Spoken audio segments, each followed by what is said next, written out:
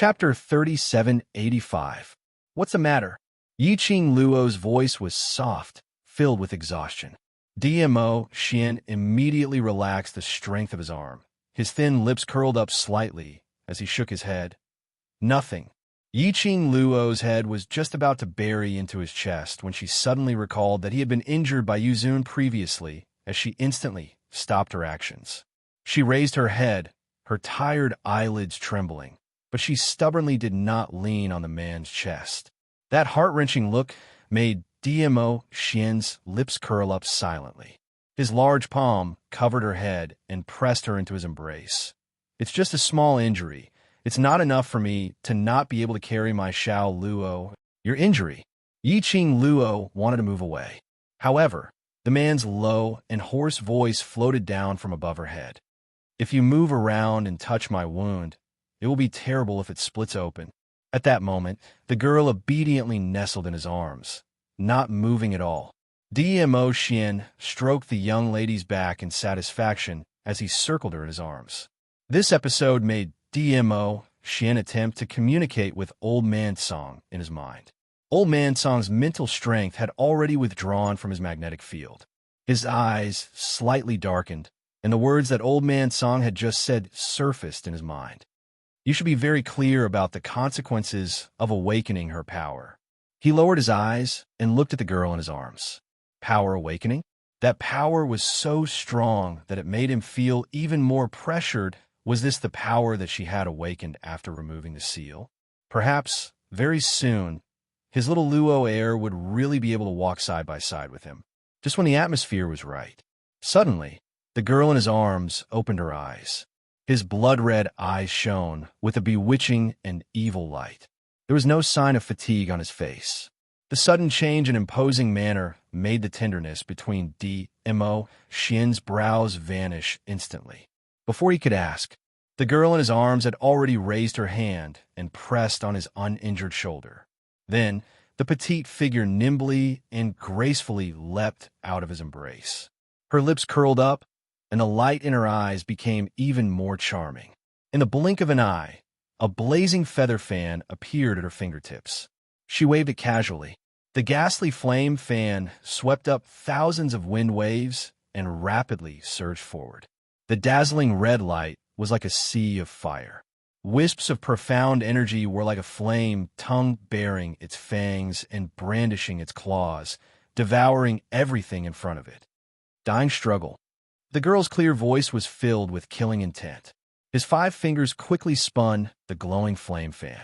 The silver threads were like a spider's web, scattering in all directions like a heavenly maiden scattering flowers. They were densely packed, like a giant net that covered the sky and covered the earth. Oh! A muffled groan sounded in the surging waves of fire. The silver threads had already wrapped around the person who had stood up at some point in time. Yiqing Luo moved her fingers. The silver threads quickly retracted and wrapped around the man. The red light gradually dissipated. The silhouette of that person was revealed in the silver threads.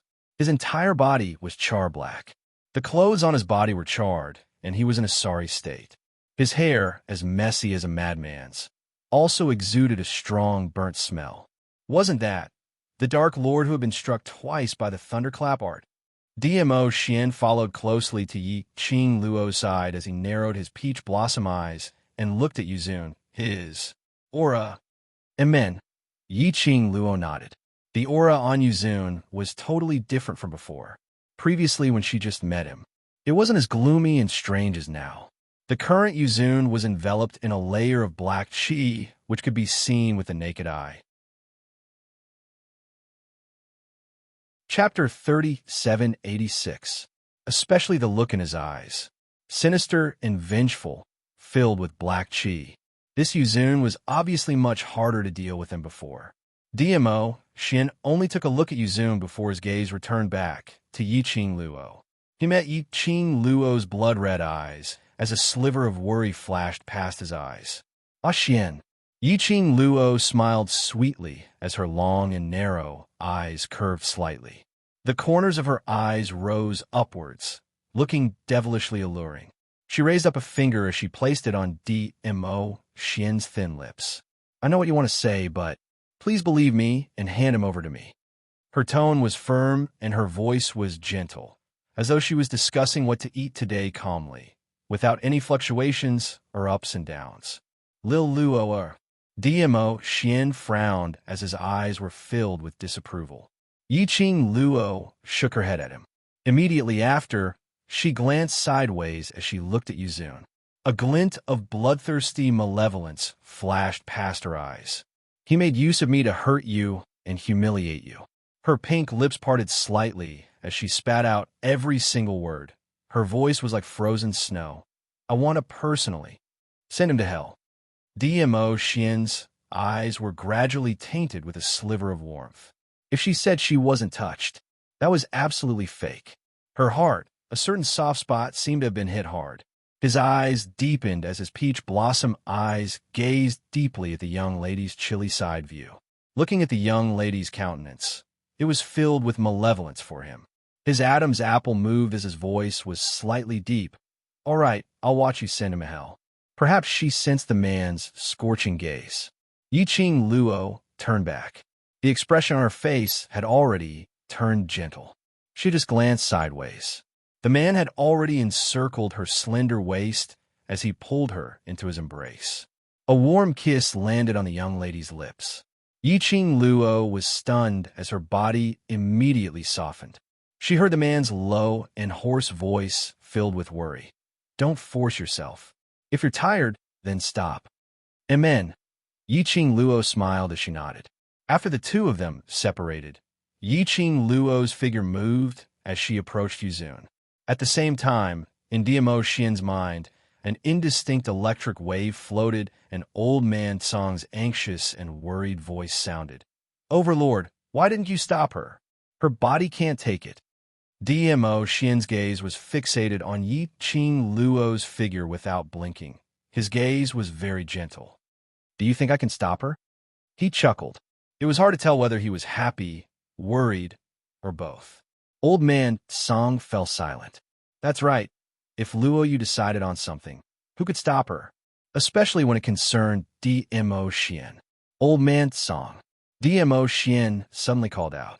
Even if Old man Song could not see DMO Xian, she could also feel that DMO Xian's gaze towards Yiqing Luo had turned even gentler.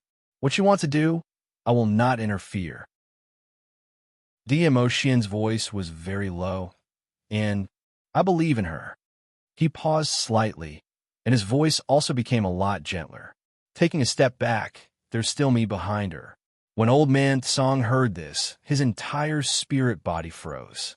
He knew DMO Xian's feelings for Yiqing Luo. He also knew how sincere the feelings between the both of them were. But he had not expected DMO Xian would have such an understanding towards Yiqing Luo. Moreover, he was wholeheartedly for Yiqing Luo, and his plans were very clear.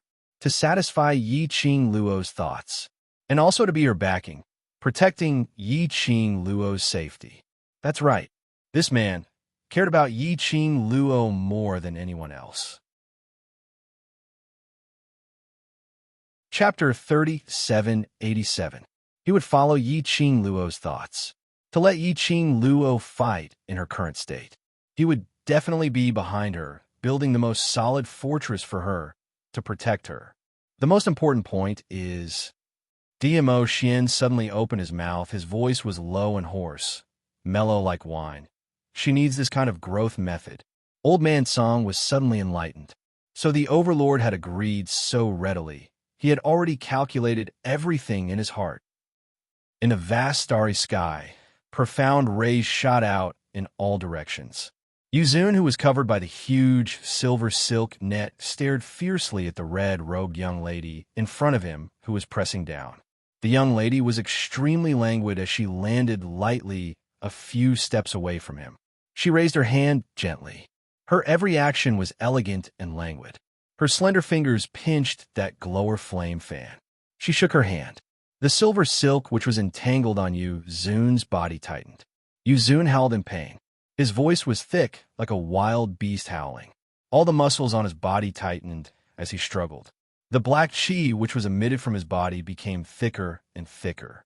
The evil chi gradually rose, making Yi Qing Luo squint at her eyes. She slowly took a step back, which was the time to take a step back. Roar! The Nether Prime suddenly roared out. Blood shot out from his body. The densely packed silver silk actually bounced back from his body. But, following the instant the silver silk bounced back, his body also started to bleed profusely. The strong force and the aftershock from the rebound made Yi Qing Luo stagger 2 steps back from the impact. The viscous liquid also splattered towards Yi Qing Luo's face. At such a close distance, Yi Qing Luo could clearly see that the blood which Yuzun splattered contained traces of evil qi. Even the blood that splashed out from his body was dyed black. She frowned. She raised her hand and used the glower flame fan to draw an arc. It blocked the black blood water. The blood splattered and landed on the ground of the vast starry sky. It seemed as though it had a corrosive ability. The ground was corroded, forming many small pits. This made Yi Qing Luo slightly surprised. Not only did the Nether Prime's entire person change, but his aura and power also underwent a huge change. Even his blood seemed to have changed. This was Xian's consciousness space. His blood could even corrode the ground of this space. This Nether Prime, could it be that he used some so-called dark forbidden technique to transform himself? Judging from Onyo Palace's character, Yi Qing Luo expressed that it was highly possible. You want to trap me? Hey, dream on. After Yuzun broke free from the restraints, he concealed himself ruthlessly. The killing intent in his heart was overflowing. His 5 fingers turned into a claw, and like a flash in the void, he attacked towards Yi Qing Luo. Yi Qing Luo, you can't win me. You can't win me. The Nether Prime's emotions were clearly not right. His eyes were filled with crazed, killing intent. There was only one thought in his mind. That was to kill Yi Qing Luo. In front of DMO Xian, he brutally tortured Yi Qing Luo to death. That intense killing intent was sinister and strange. The attack from the 5 fingers caused profound energy to surge violently like stormy waves. Facing this menacing attack, Yi Qing Luo's lips curled slightly as her blood-colored eyes seemed to outline a bewitching flame flower, which was exceptionally evil.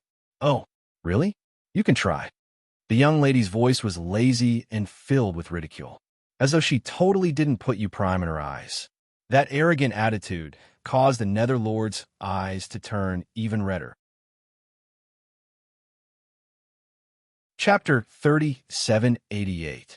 Boundless and terrifying profound energy poured down along with the Netherlord's claw.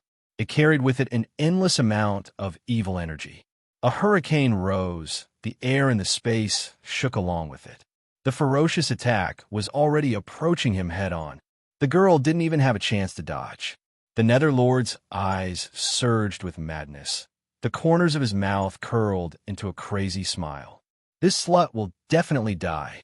The power of this claw could definitely tear her everything. Bang! The Netherlord's claw landed. Airwaves surged. In the air, a deep black mark was swept open. The air waves surged. The powerful and majestic aura rippled in the air, drawing circles of ripples. Ha ha! You're dead.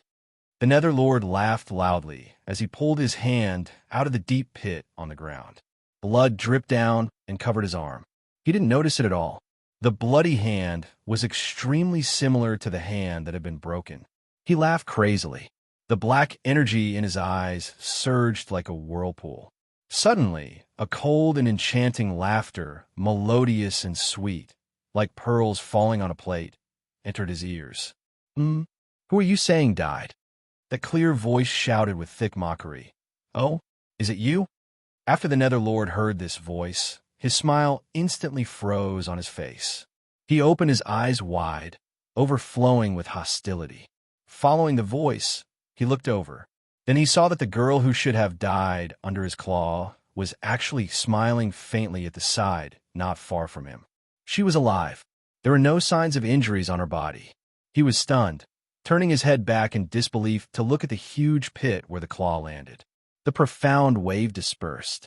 It was empty in front of him. You deserve to die. The Netherlord was unable to restrain his anger, his entire face distorted to the extreme. He raised that bloody hand again. Boom, boom, boom. The air vibrated, the space shook violently. The dark light rolled, and the evil Inchi danced wildly like a flood. TSK, where are you hitting? The girl's voice sounded from the other side. The Netherlord became even crazier, his entire face flushed red, his eyes bloodshot from anger, incomparably scarlet. He crazily released his berserk profound energy in all directions. However, every time it looked like it was about to hit its target, or when he attacked at close range and was about to grab the girl's vitals, the young lady in front of him would instantly melt into the air and disappear without a trace. Once, twice, thrice, this was definitely not a coincidence. When the last attack once again failed to hit its target, Yi Shiwen's eyes widened. Yuzun was already panting heavily, stumbling as he stood there. His eyes were bloodshot as he stared at Yi Qing Luo with hatred and unwillingness, in an attempt to find a trace of injury on Yi Qing Luo's body. But no matter how unwilling he was, the young girl stood there in a carefree manner, like a fairy from the nine heavens, unreachable and worthy of respect. In fact, under wave after wave of ferocious attacks, the heavenly demon sect's Grand Monarch Palaces, Grand Monarch Palaces, Grand Monarch Palaces, Grand Monarch, he was panting heavily, having almost used up all of his strength. However, the young girl's expression did not change. He didn't seem to be affected at all. This is impossible. This is absolutely impossible. Nether Prime roared agitatedly, his expression extremely hideous. They had all received help from their father. How could he possibly not be Yi Qing Luo's match? How could she possibly avoid his attacks? No, wrong.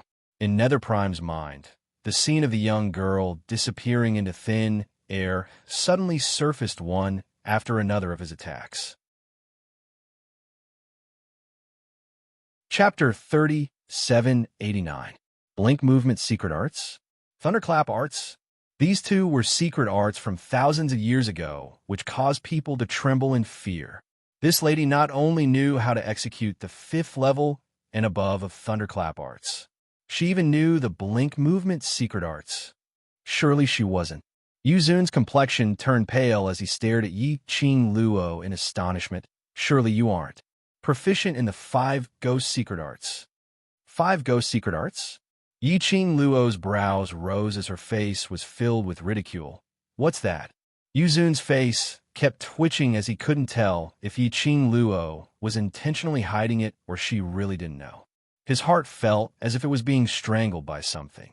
There was a suffocating feeling. If Yi Qing Luo really knew the 5 Ghost Secret Arts, he absolutely had no chance of winning. Yi Qing Luo naturally saw the fear and unwillingness in Yuzun's eyes. She could also tell that Yuzun had a strong urge to kill her, but under the awe of the Blink Movement Secret Arts and Thunderclap Arts, he didn't dare to act rashly. She was very curious about the 5 Ghost Secret Art that the Nether Prime mentioned. What on earth was that? What did it have to do with the Blink Movement Secret Arts and Thunderclap Arts? It could actually make Yuzun's fear win over his insanity and not be like before, blindly attacking her and wanting to kill her. She still remembered. Previously, when she was cultivating in the Purgatory Tower, after she obtained the Blink Movement Secret Arts and Thunderclap Arts, Old Man Song had been instructing her not to use these secret arts in front of outsiders. Later on, the Dark Forces, or Ghost Doctor, Thief God, etc., when they saw her using the Blink Movement Secret Arts, they all displayed interest and shock. Could it be? This was the reward which she obtained from the Purgatory Tower. Great, it was one of the 5 Ghost Secret Arts. But what did this so-called 5 Ghost Secret Arts mean? Why did it make Yuzun so fearful? After the Earthrealm's matter was over, she would definitely ask Old Man Song, what on earth was this so-called 5 Ghost Secret Arts? Yuzun suddenly cried out in pain. The evil Yin Shi, which enveloped him, became more and more rampant.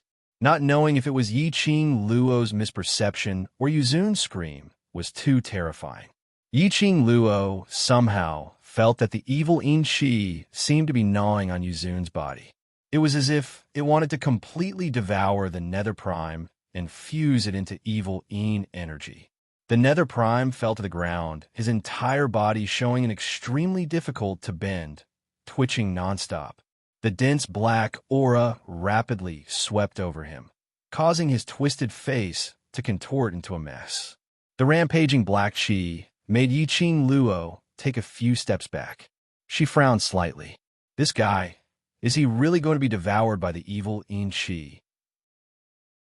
She remembered that Yu Ji addressed this person as Lord Young Master. Moreover, that respectful manner of hers. Obviously, his status in the Nether Palace was second only to the Palace Master. The evil In Shi could actually devour him? Just as Yi Qing Luo was making all sorts of guesses in her mind. Shrouded in black gas, the Nether Venerable, who was screaming incessantly, suddenly burst forth with a domineering and majestic aura. Then, a black figure shrouded in black gas leaped into the air. Like a cannonball, he spun a few rounds in the air. Then, it landed heavily on the ground. That black figure roared a few times as he opened up his arms, and a raging, profound energy exploded. With the momentum of swallowing the mountains and rivers, it shot out in all directions. The black gas surged wildly, giving off an extremely oppressive feeling. Yi Qing Luo's pupils suddenly contracted. Under this powerful chi strength, the Heavenly Dragon King's body shook. Chapter 3790. Yi Qing Luo frowned. Her fingertips immediately spread open the glower flame fan. The red glow that rose up blocked all the dense black energy that was surging over. Strong chi danced wildly. The air waves were monstrous. The hurricane whistled. Even under the protection of the glower flame fan, that strong hurricane still blew Yi Qing Luo's hair and red robe, fluttering loudly. The strong sense of oppression seemed to be crushing the condensed aura in front of her. Yi Qing Luo's arms faintly felt a little numb. And on the other side, after Yi Qing Luo was sucked into the vortex, the auction was in ruins. Zhou, Mo, Gui Wu, and the rest led hundreds of strange beasts, almost swallowed the so-called corpse puppet Gu. Everyone was already exhausted, but did not dare to easily relax their vigilance. Even the entire auction couldn't see the existence of the corpse puppet Gu. But no one knew from which corner a worm would suddenly jump out. After all, the corpse puppet Gu was too small. Even the strange beasts might not be able to take care of every corpse puppet Gu. Everyone gathered together, staring intently at the surroundings. At this time, they could only choose to believe each other, only choose to unite. Qiao Inyan panted lightly, leaning on the side to rest, his eyes looking around. Pei Sheng quietly handed him a bottle from behind, asked, "Worried about Ah Luo?" Qiao Inyan took the bottle, glanced at Pei Sheng, and pursed his lips. "Yes. This is the medicinal pill Ah Luo gave me before to replenish my energy. Eat it carefully. Don't let others see." Pei Sheng glanced around with the corner of his dark golden eyes, sneered and said, "Don't think that those people are on our side now. They might be harboring evil thoughts in their hearts. If they find out that we have pills in our hands, they will definitely fight amongst themselves." What Pei Sheng said was indeed right. After a few rounds of fighting in this auction, all the cultivators were already physically and mentally exhausted. If they knew that they had medicinal pills in their hands, those people would definitely go crazy to snatch it. Qiao Inyan used Pei Sheng as a cover and swallowed a medicinal pill.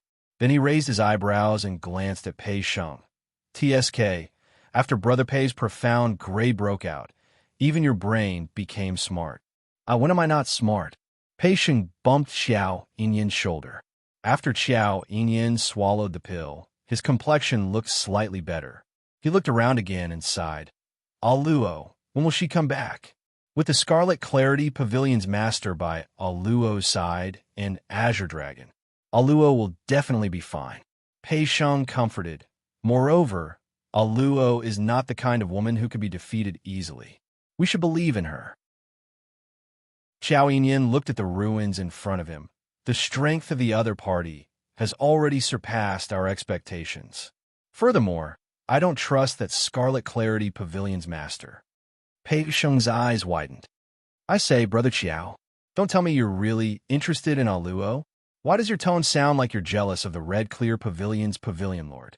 As soon as Pei Sheng finished speaking, Xiao Yinyan suddenly looked up. His silver hair floated along with his energy, covering half of his face. However, Pei Sheng could still see the displeasure and coldness in his eyes. Pei Sheng keenly sensed something and shrank back a little. While he was racking his brains, trying to break the stalemate, Xiao Yinyan suddenly looked into the distance again. It was as if his actions and the look in his eyes had never happened at all. Chapter 3791. He even raised his hand and poked Xiao Yinyan with his finger. Xiao Yinyan didn't even bat an eyelid. Pei Sheng moved closer to him. Are you for real? He paused and carefully looked at Xiao Yinyan's face. Then he coughed lightly. Brother Pei, don't forget that Aluo has a fiancée, and that fiancée is the Overlord. At this point, he paused for a moment. He carefully looked at Xiao Yinyan's face again. Seeing that Xiao Yinyan's expression didn't change much, he poked Xiao Yinyan again. Let's not talk about the identity of Aluo's fiancée. Just look at the way Aluo looks at the Overlord and the atmosphere between them. Pei Sheng seemed to recall the scene not long ago. He retracted his hand and rubbed his arm. It's obvious that no one can interfere with their relationship. Brother Pei, don't even think about. Before he could finish his sentence, Xiao Yinyan, who had been looking into the distance with his silver hair covering half of his face, suddenly turned his head. His deep eyes were devoid of any emotion. He calmly and deeply looked at Pei Sheng. Pei Sheng was startled by the look in his eyes, and the last word was stuck in his throat. He opened his mouth and wanted to say something. But when he saw Xiao Yinyan's hungry eyes, he swallowed his words. His brother Pei. It seemed that his attitude towards Aluo had been different from the beginning. Even his own sister, Xiao Yulu, was cold and indifferent. But when it came to Aluo, he was always protecting her, as if he couldn't bear to see Aluo get hurt or wronged. Could it be his brother Pei was deeply in love with Aluo? Immediately, Pei Sheng's mind was filled with a melodramatic drama. He looked at Xiao Yinyan with pity, sympathy, and helplessness. Why are you staring at me? Xiao Yinyan frowned. This seemingly silly brother of his was giving him a headache. Before they got to know each other, his impression of Pei Sheng was the boss of the Gathering Treasures Exchange, a weak and useless person who couldn't even protect the family business left by his ancestors and only knew how to dream. After they became familiar with each other, after learning about the cause and effect of the treasure gathering, he also learned about Pei Sheng's character. Xiao Yinyan expressed his opinion that Pei Sheng was really stupid. He was so stupid that he didn't know how to act according to the mood of others. Couldn't they tell that he was in a bad mood? Couldn't he see that he didn't want to answer his question? However, Pei Sheng had to ask again and again. What kind of gaze was she using to look at him in the end? Pei Sheng, who was unaware of Xiao Yinyan's thoughts, said sincerely, I really feel sorry for you, Brother Pei. Your love rivals are all so powerful. If it's not the pavilion master of the Scarlet Clarity Pavilion, then it's the legendary Lord Dizun. How are you going to compete? Before Pei Sheng could finish his words, suddenly, a force of gravity came from his shoulder. His whole body fell backward. His back touched the ground. The gravel burned his body, and it stung a little. Pei Sheng frowned and struggled. However, the elbow on his chest was so strong that he couldn't get up at all. Chapter 3792. Pei Sheng fell to the ground. His chest was pressed against Xiao Yinyan's elbow. Almost half of Xiao Yinyan's body was leaning over Pei Sheng. His silver hair fell on Pei Sheng's cheek. It made him feel itchy. Pei Sheng was not used to such close proximity. Especially, before he could finish his sentence, Yi Zichen's eyes widened. Xiao Yin suddenly lowered his head. That cold face was reflected in Pei Sheng's eyes at such a close distance. His silver hair almost fell on Pei Sheng's face. The distance between them was so close that Pei Sheng could almost feel Xiao Yin's breath on his face. Only now did Pei Sheng realize in shock that the distance between the two of them had already exceeded his imagination. Wait, isn't there something wrong with his posture? He was a man. How could a man like him be pressed to the ground by his brother Pei? Pei Sheng hurriedly raised his hand to stop Xiao Yin's chest. Brother Pei, but how could he defeat Xiao Yin with his strength? Xiao Yin didn't move Xiao Yin at all. Xiao Yin maintained his posture as steady as a mountain. At such a close distance, his deep eyes gazed at him deeply. Pei Sheng felt goosebumps. You're willing to shut up? Xiao Yin said indifferently. His voice was cold and indifferent. Pei Sheng's lips moved as if he wanted to say something. But looking at Xiao Yin's eyes and the close distance, he could only maintain his stiff body and shut his mouth. Xiao Yin raised his lips in satisfaction. Then can you let go of me now? Pei Sheng felt that the position of two grown men, one lying down and the other pressing down, was really too much for his eyes. He couldn't accept it. What he got in response was an almost inaudible sneer. Pei Sheng didn't have time to react. Suddenly, Xiao Yin lowered his head. His chin was on Pei Sheng's shoulder. Xiao Yin's lips were very close to Pei Sheng's skin, so close that Pei Sheng's face was distorted in shock. Pei Sheng couldn't bear it and wanted to struggle. The man's sneer drifted into her ears. My feelings for Luo are not what you think. If you continue to talk nonsense, I will use my actions to prove it. When he said the last sentence, he deliberately moved closer to Pei Sheng. That gentle breathing almost made Pei Sheng collapse. The iron-willed straight man was about to go crazy. Of course, he understood Xiao Yin's words. What kind of proof was that? Was he trying to prove that Xiao Yin, actually had a homosexual fetish? But fortunately, after Xiao Yin said this, he quickly distanced himself from Pei Sheng. Pei Sheng, who had regained his freedom, fled several steps away from Xiao Yin. It was as if a man from a good family had been molested. She wrapped her arms around herself and stared at Xiao Yin in shock. The latter's face was calm, and he looked at him calmly. His thin lips moved slightly. Now, do you still say that I'm interested in Luo? No, definitely not. Pei Sheng was scared out of his wits and waved his hands quickly. The corner of Xiao Yin's mouth twitched with a faint smile, and his expression was somewhat mischievous. Many people at the side saw this scene. Everyone's eyes were filled with astonishment and shock as they looked at the two of them. I couldn't tell that the two of you actually have that kind of relationship. A careless voice came from behind the two of them. Chapter 3793. The young man was dressed in a black brocade robe. Her jet black hair was casually tied into a bun. His hair was very messy, but it didn't give one a rude feeling at all. On the contrary, it made the young man look even more languid. The most eye-catching thing was the young man's pair of fox-like, charming phoenix eyes. The corners of his eyes rose slightly. It even drew out a coquettish lotus pattern, which made the young man look even more charming like a fox. Xiao Yin took a look at that person. He remembered that Yiqing Luo called the young man's name earlier. Young Master Mo. Mo narrowed his bewitching phoenix eyes and smiled wickedly. Young Master Qiao's secret has been discovered by this young master.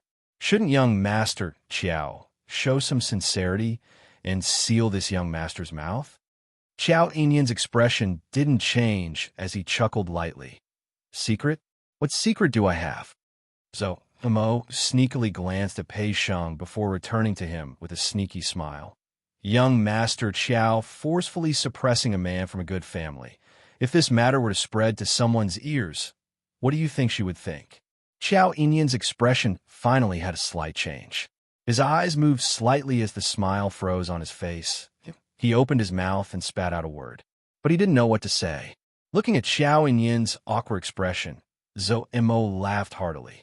He laughed so much that he was like a flower branch that attracted the attention of others.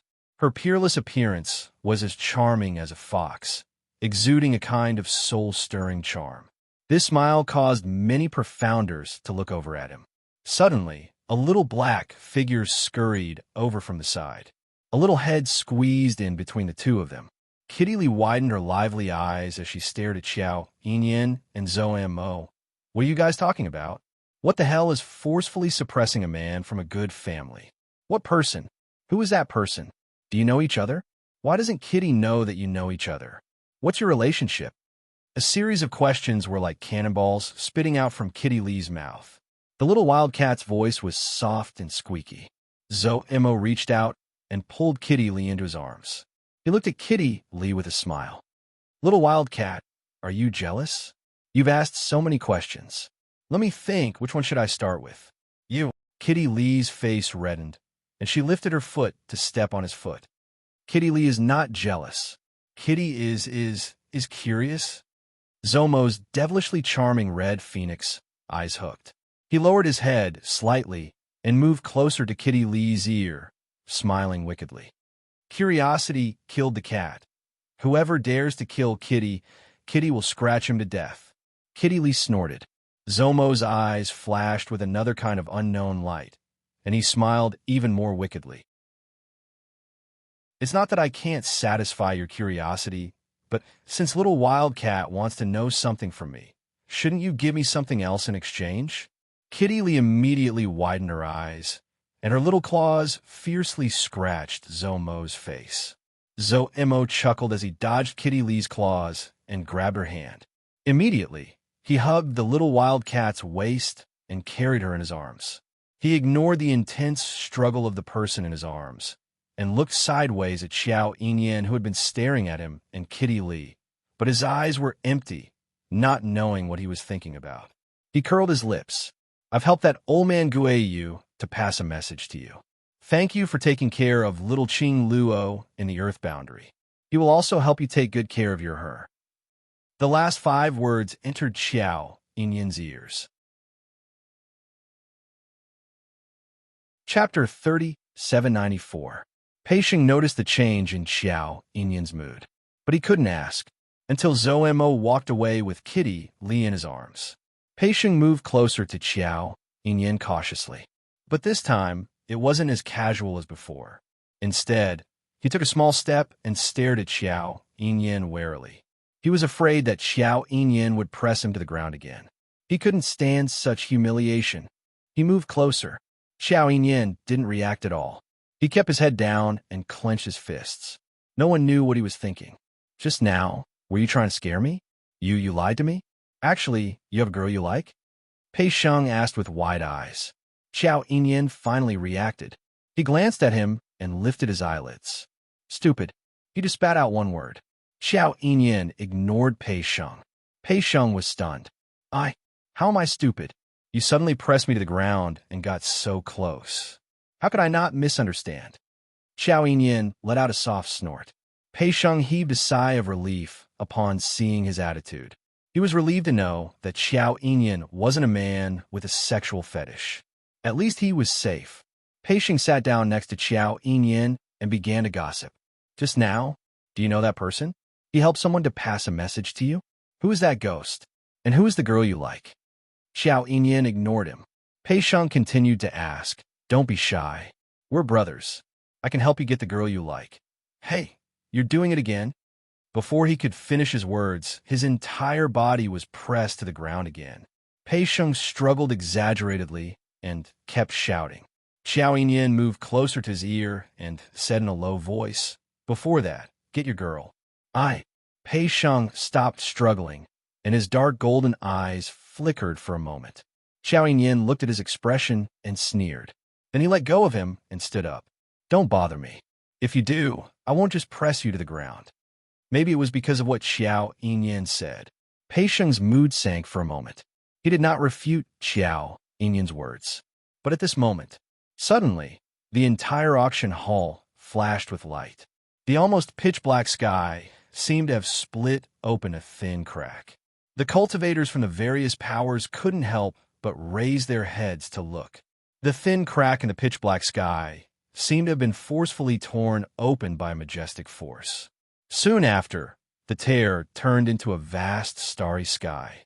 What is that? What's going on? Why did this thing appear out of nowhere? It's like the sky is moving.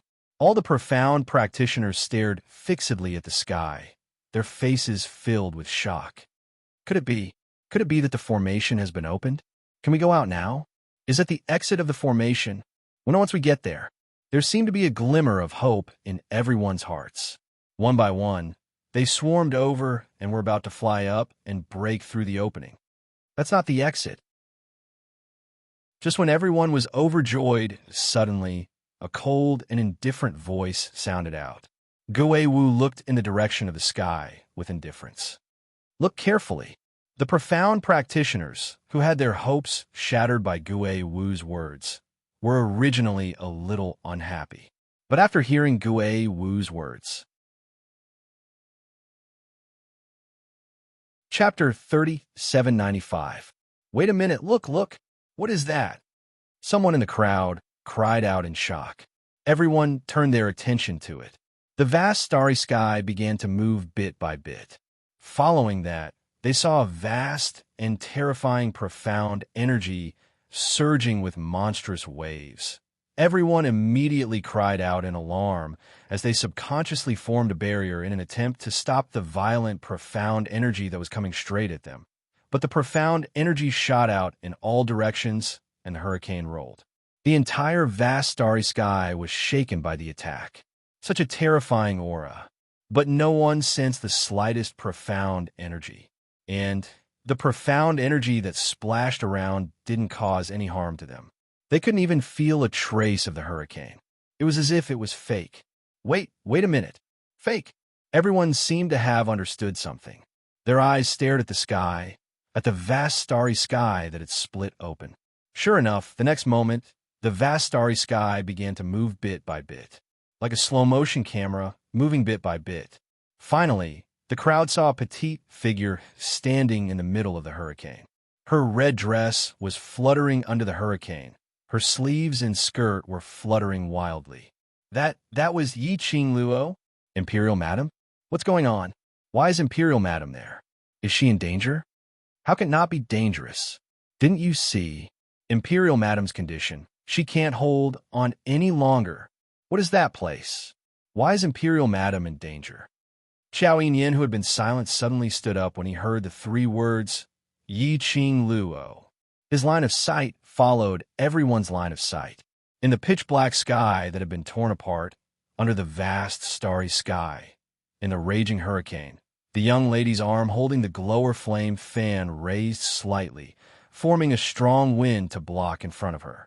And the surrounding hurricane kept crashing against the young lady, as if to swallow her up completely. Xiao Yinyan's pupils suddenly contracted. Pei Xing also stood up, one hand on Xiao Yinyan's shoulder, looking up at the scene in the sky. Luo is in danger. What is that place? Xiao Yinyan's eyes darkened as he looked at Gue Wu. Gue Wu also looked at the scene in the sky, a place you can't go. Xiao Yinyan frowned. What do you mean? Gue Wu did not reply. What is that place? I'm going to help him. Xiao Yinyan's brows furrowed even more tightly, and his face turned ashen. Just as Xiao Yinyan was walking towards Gue Wu and was about to ask for the result, then another exclamation came from the crowd. Quick, look! That's the person who just killed the Bloodfang monster. The scene in the vast starry sky was changing. From Yi Qing Luo's body, it shifted to the side, to the disheveled man who was emitting black qi, attacking crazily. That face was clearly imprinted in everyone's eyes. Wasn't it the Dark Lord? The one who fought with the Overlord in the space of consciousness. In other words, what they were seeing now was the image of the Overlord's consciousness space. Everyone looked at each other. They were both shocked and surprised. How could the image of the Overlord's consciousness space appear here? Didn't Imperial Madam and the Red Clear Pavilion's Pavilion Master go to investigate the array core? Why would Imperial Madam enter the Overlord's consciousness space and even fight with the Dark Lord? Where was the Overlord? Chapter 3796. What on earth was going on? Everyone's heart was filled with doubts. Space of consciousness. Xiao Yinyan's face suddenly turned pale as he muttered these words. Gui Wu was right. He indeed couldn't enter the space of consciousness. Other than the two who were already in the space of consciousness, there is absolutely no way for outsiders to enter the space of consciousness. Then, how did Aluo enter? Could it be the Overlord? Not the Overlord. As if he could read Xiao Yinyan's thoughts, Zhou Mo's thin lips curled as he spoke lazily. The Overlord's feelings for little Qing Luo, an outsider like you will never understand. The Overlord's ability is not something that little Qing Luo can match up to. Unless the Overlord's brain is clamped by the door, then he will not let little Qing Luo fall into danger. He shrugged and continued. The Overlord is so wise and powerful, it is absolutely impossible for him to have his brain clamped by the door, so this absolutely cannot be the Overlord. Xiao Yinan, Pei Sheng, was he praising the Overlord or belittling the Overlord? Why did it sound so strange? If it's not the Overlord, then how could Aluo enter the space of consciousness? That Yuzun, we haven't even fought, and I can clearly feel that he is absolutely not someone from our land domain. Pei Sheng's eyes revealed a worried look as he looked at Zhou Mo anxiously. Aluo and Overlord are going against each other. Isn't she in danger? Zhou Mo's charming peach blossom eyes slightly narrowed. Yes, very dangerous. Are we going to sit here and watch? Pei Sheng looked at his calm look and couldn't wait to rush over, grab his shoulder, and shake violently. Zhou Mo spread out his hands. The Overlord space of consciousness is not something that anyone can enter. At least among all of you here, no one has that ability. Pei Sheng's face turned slightly pale as his face collapsed. You are also Aluo's friend. Why can't you think of a way? Xiao Yinyan suddenly raised his head as deep as the sea eyes looked at Zhou Mo without blinking. In the depths of his eyes, there seemed to be other lights flowing. Zhou Mo's long and narrow brows raised frivolously as his eyelids curled into an evil arc. His thin lips curled slightly as he sneered. In terms of worry, our worry is absolutely not less than yours. Besides, even if we had the ability to enter the Overlord's consciousness space, I wouldn't let you in. Xiao Yinyan's face darkened as he glared at Zhou Mo. Ever since Zhou Mo mentioned that he was extremely disgusted with Zhou Mo. It was not easy to erase that person from the deepest part of her heart. Yet, Zhou Mo insisted on mentioning that person. It wasn't easy for him to calm his heart. Thinking of this, Xiao Yinyan's expression became even worse. The coldness in his eyes became even more intense. However, the person who was being baptized by this gaze didn't care at all. Even his expression did not change at all. She lifted her lips and met Xiao Yinyan's eyes with a faint smile. The atmosphere was tense. Kitty Lee broke the silence. He's right. We are very, very good relatives with Big Sister. Big Sister is Kitty's family. We care more about my sister's safety than any of you. She placed her hands on her hips and squeezed between Zhou Mo and Xiao Yinyan. She straightened her body and snorted at Xiao Yinyan. Chapter 3797. We are just worried about Aluo. Pei Sheng looked at the two people who were at daggers drawn and explained to ease the atmosphere. It's because we know Yuzun's strength that we're worried about Aluo. Big Sister is the most powerful person in the world. With Big Sister here, Big Sister can deal with whatever Dark Honorable or Ghost Honorable. Kitty Lee opened her big black eyes wide and said with determination, and brother-in-law Overlord is here too. Nothing will happen to my sister. Xiao Yinyan's eyes flickered as he clenched his fists. Pei Sheng patted his shoulder and said in a low voice, what they said actually makes sense.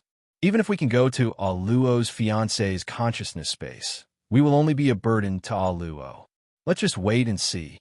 Xiao Yinyan glanced sideways at Pei Sheng and pursed his lips into a straight line. He seemed to be unhappy that Pei Sheng was speaking up for the person opposite him. Pei Sheng rolled her eyes.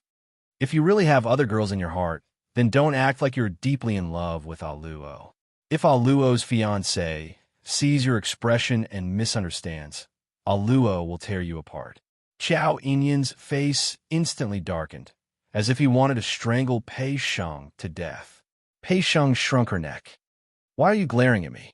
I'm just thinking about you.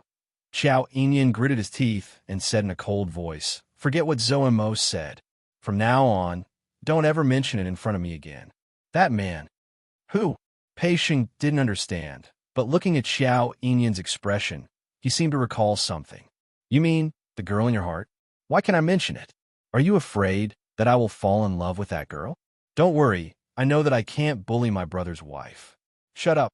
Xiao Inyan's brows twitched. Pei Sheng still wanted to say something. But at this moment, a group of profounders started to exclaim with surprise. The two of them immediately shifted their gazes to the sky, to the illusory image, only to see that in the space of consciousness, there was originally a raging gale, like a huge wave crashing against the astral winds which Yiqing Luo had conjured. It had already changed.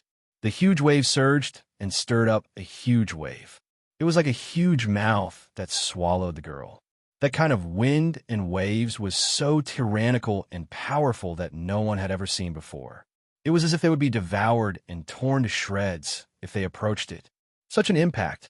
How could Yiqing Luo possibly block it? Oh no, Madame D has been swallowed. Why isn't Di Zun here? What was going on? Madame D is in trouble. What should we do? Who is that person? What kind of place was the Palace of Darkness? Why are there so many powerful, strange things and people? Just like the undead puppet from before. It also looked like the white dragon monster. And the blood-fang monster at the back. Now, there was another powerful man who could fight the legendary Di Zun alone. This gloom palace, it was too shocking. Look, the Imperial Madam. The Imperial Madam isn't dead. Suddenly, an ecstatic scream erupted from the crowd. A profound practitioner pointed at the horizon and said in a trembling voice, as expected of the Imperial Madam, "She's too scary, too scary." Everyone widened their eyes and looked over. That vast starry sky was shrouded by the hurricane. The raging waves caused the entire space to distort. Chapter 3798. This was not the most shocking thing. What made the cultivators exclaim in shock was, it was under the surging waves. A dazzling red light spread out bit by bit. The red light was dazzling, contending against the waves of air. Following that, a red figure flew out amidst the raging airwaves. The cultivators could even hear the sound of the air being torn apart in the vast starry sky due to the huge energy. That red figure, wasn't it Yiqing Luo? The young lady opened her arms and flew up. The hand that held the glowing flame fan suddenly unfurled it. The red profound light flowed on the entire glower flame fan. Immediately, it was like a hot knife through butter, tangling with the incoming waves of air. The young lady's beautiful face was emotionless. A pair of charming eyes, calm and indifferent, as if facing all these was just a trivial matter. All the profound practitioners felt as if their hearts had been touched by something. They didn't know why. The moment when the young lady flew up from the surging profound energy, which seemed to be able to destroy the heaven and earth and tear everything apart.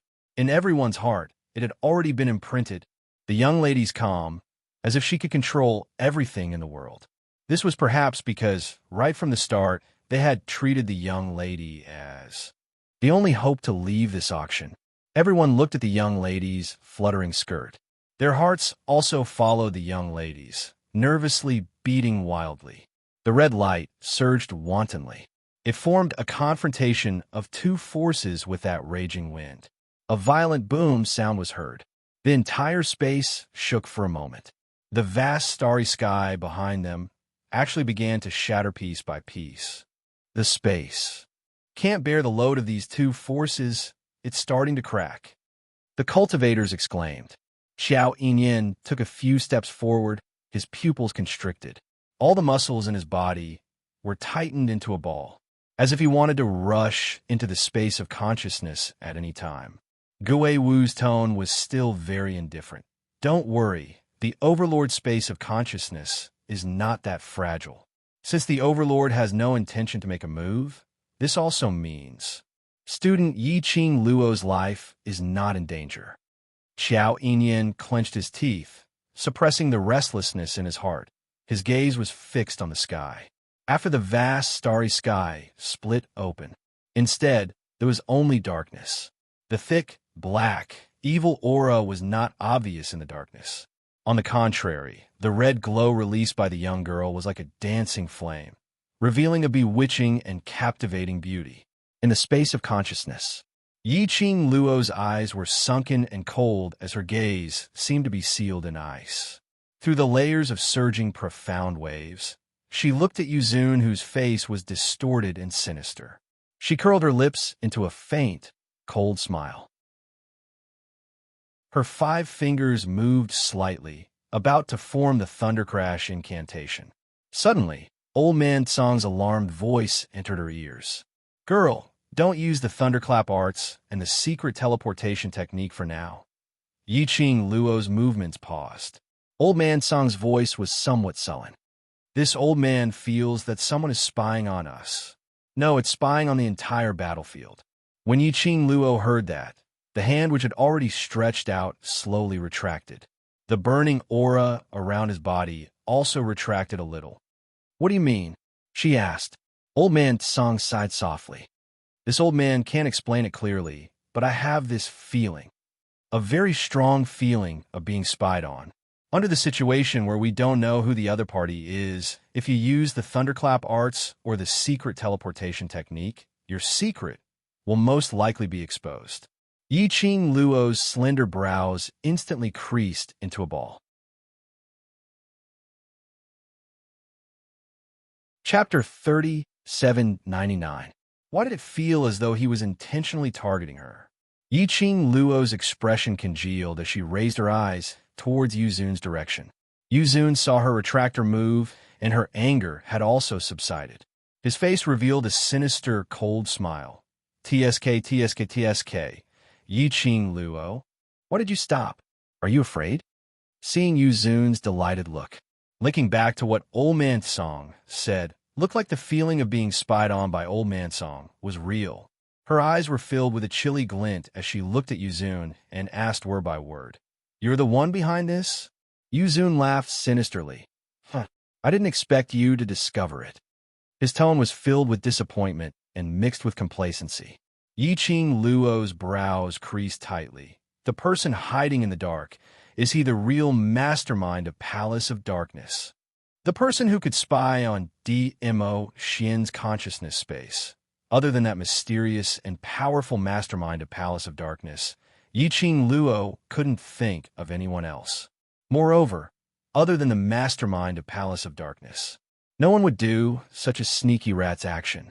Yuzun's expression was twisted as he sneered. To deal with you, there's no need for esteemed father to take action personally. Esteemed father? Yiqing Luo raised her brows in astonishment. You're the mastermind of Palace of Darkness. Son? No wonder Yu addressed him as esteemed young master. Yuzun revealed a complacent look. His disheveled look made him put on a high-spirited look. Why? Are you afraid? No. Yiqing Luo replied decisively as her pink lips curled into an arc. I just feel that it's very funny. Yuzun's expression sunk. What's funny? Yiqing Luo's brows rose as her eyes were filled with ridicule, as she gave a sarcastic smile. To me, the real mastermind behind the scenes of the Palace of Gloomy Darkness has always been considered as my acknowledged opponent. Tisk, I not expected that his son is actually a useless trash. As she said that, she shook her head as she pretended to sigh helplessly. I really feel sorry for that esteemed father of yours. Yuzun's face contorted in anger as his face was filled with humiliation. He bared his fangs and brandished his claws as a burst of powerful, profound energy erupted from his entire body, causing his robe and hair to flutter wildly. Obviously, he was angry out of humiliation. just as Yi Qing Luo congealed her eyes and was about to receive his attack. Suddenly, a weak wave of air swayed in the air.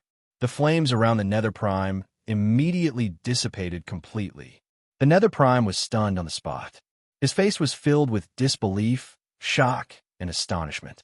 Yi Qing Luo frowned when she saw this.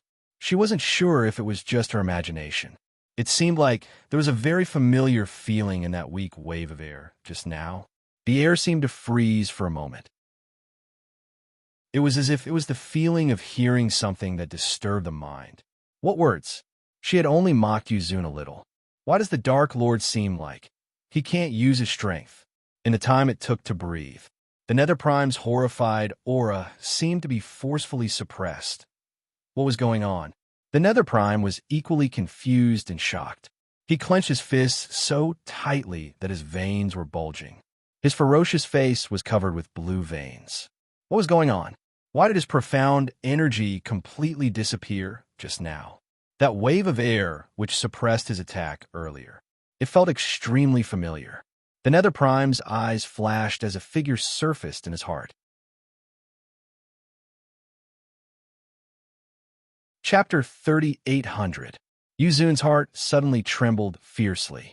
But following that, he was filled with doubts. Only Yi Qing Luo apparently didn't give him a chance to think deeply. Seeing the flames around Yuzun dissipating, without any intention to battle, she naturally wouldn't let go of this chance. Her lips curled as she leapt up and opened up both her hands. Since you don't intend to attack, it's my turn to take control. She raised her slender wrist, and when the glower flame fan opened up, endless profound energy surged out. At the same time, her cold voice reverberated in the sky. My little friends, come out and do some exercise. Following Yi Qing Luo's words, a huge green dragon appeared in the sky, surging in the pitch-black space. Its entire body shone with green light, dignified and noble. The dragon's roar shook the entire space. A huge white tiger suspended in midair.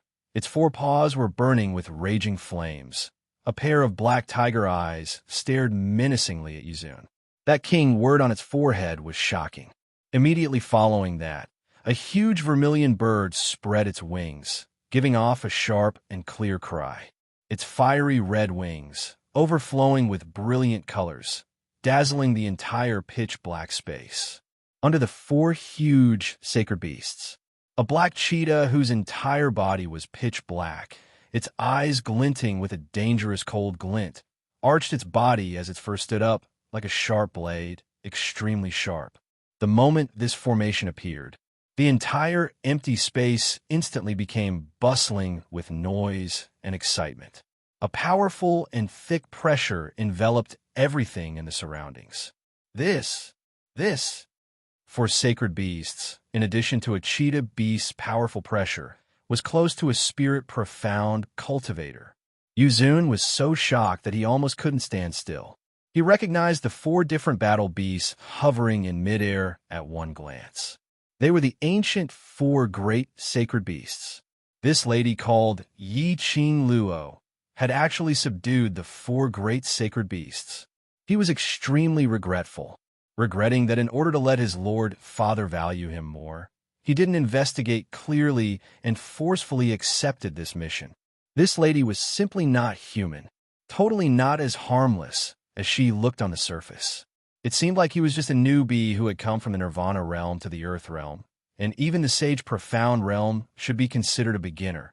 Who would have thought that, time and time again? He would be shocked and overwhelmed with shock. It was as if all the good things in the world had gathered on her. The Dark Lord's fists clenched even tighter. Trash! As the beast roared and the hurricane raged, the wind howled. The Nether Prime seemed to have vaguely heard an enraged bellow by his ears.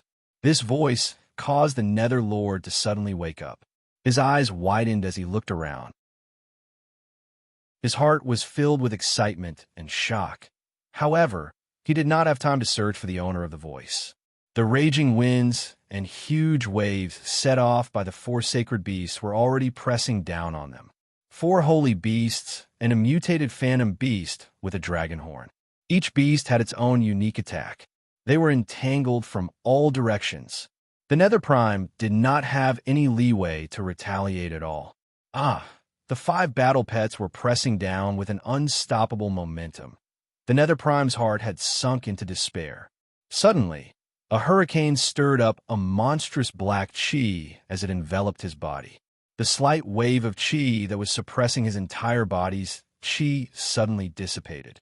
Boundless energy gathered in his limbs and bones. The Nether Prime didn't have the time to be surprised. Where did this amusing change come from?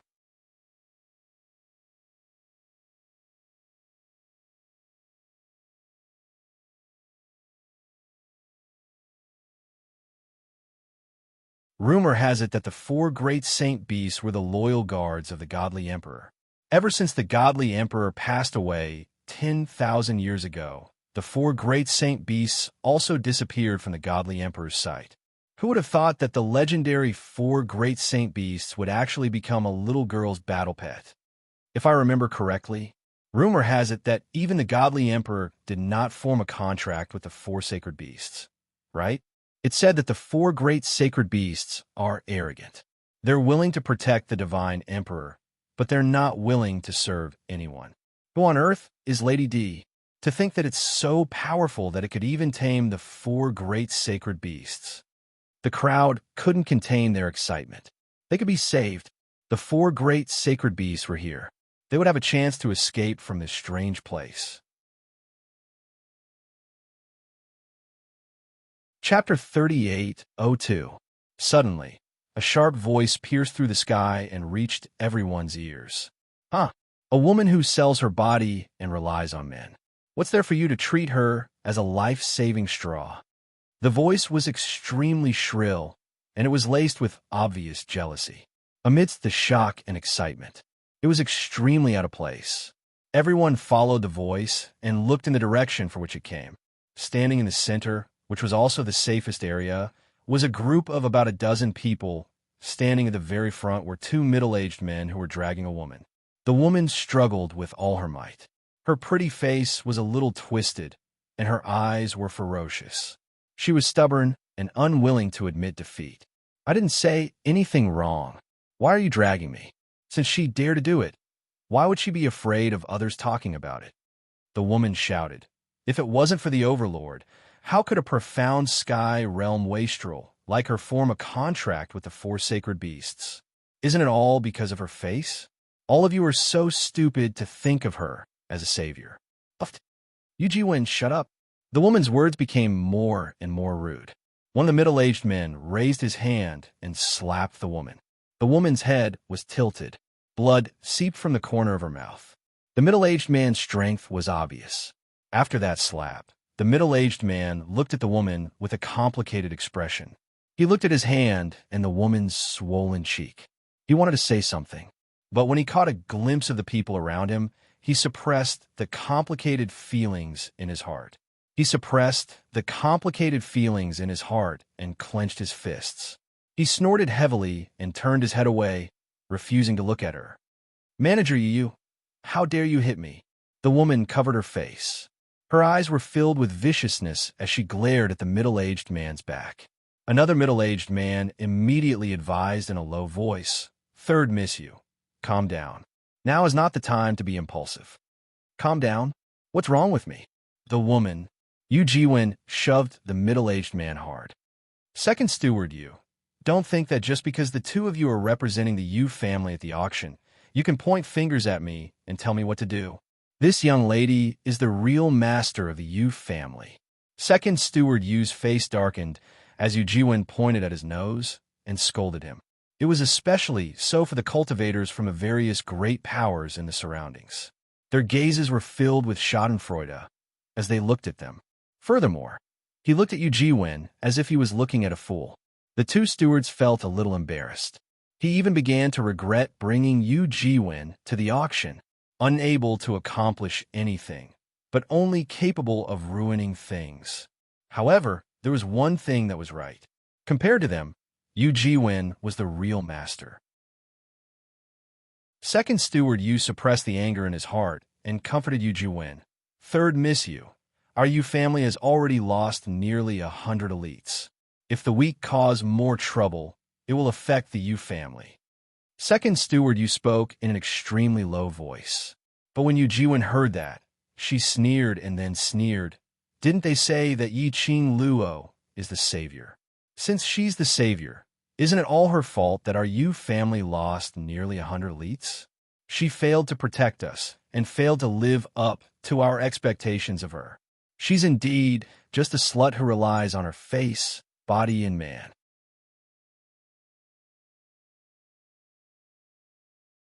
Chapter 3803. Everyone almost laughed out at Yu Jiwen's matter-of-fact attitude. They had seen shameless people, but they had never seen such a shameless one. They had seen shameless people, but they had never seen such a shameless one. Who said that Yi Qing Luo must protect their Yu family?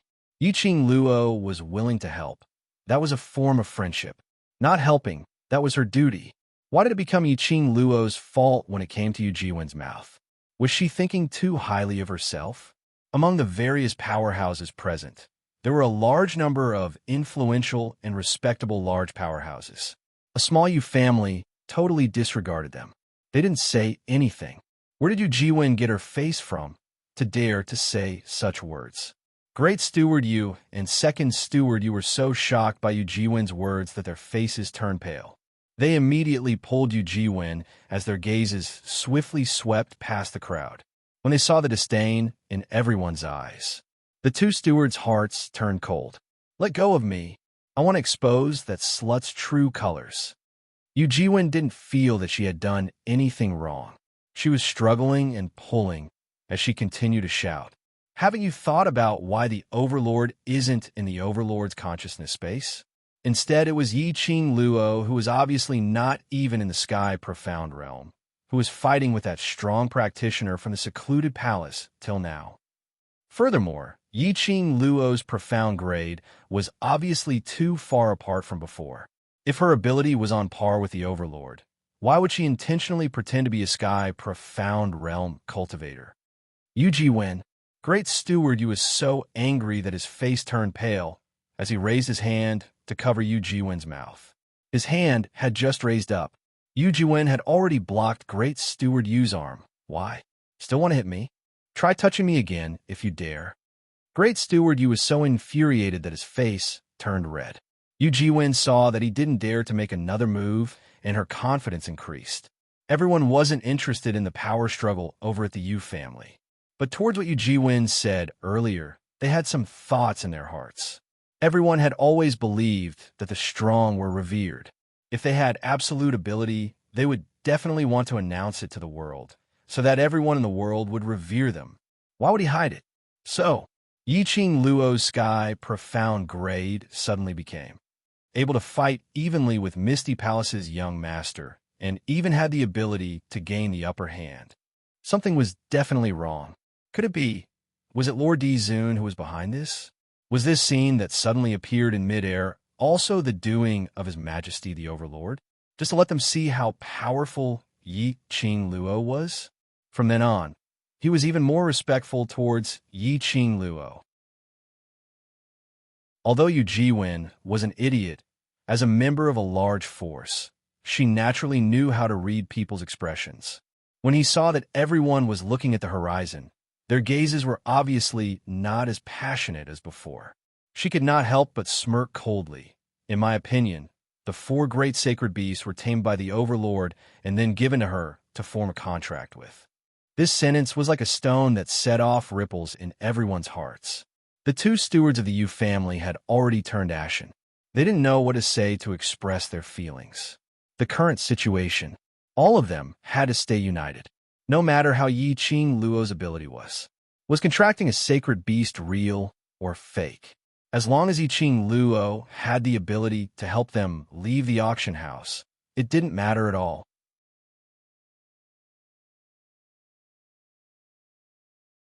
Chapter 3804.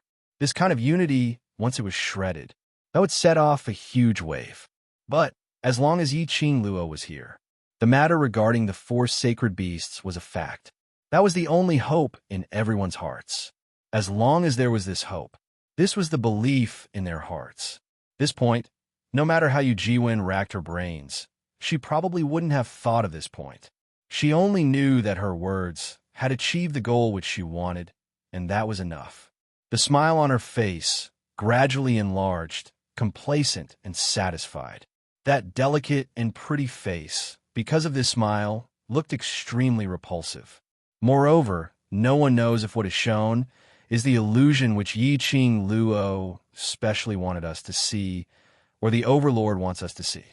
Yu Jiwen said another sentence with deep meaning.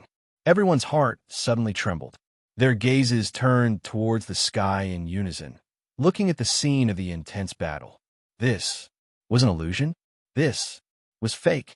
There was a voice in their hearts telling them, such a realistic scene, linking it to Yi Qing Luo's performance in front of them previously. This definitely couldn't be fake. But, listening to Yu Jiwen's words, there was another voice in their hearts telling them. What Yu Jiwen said might not be wrong. You? Who do you think you are? Suddenly, a crisp and soft voice was heard, but that voice contained traces of coldness. Following that, they saw a petite figure, speedily rushing towards Yu Jiwen. The speed was so fast that no one could react in time.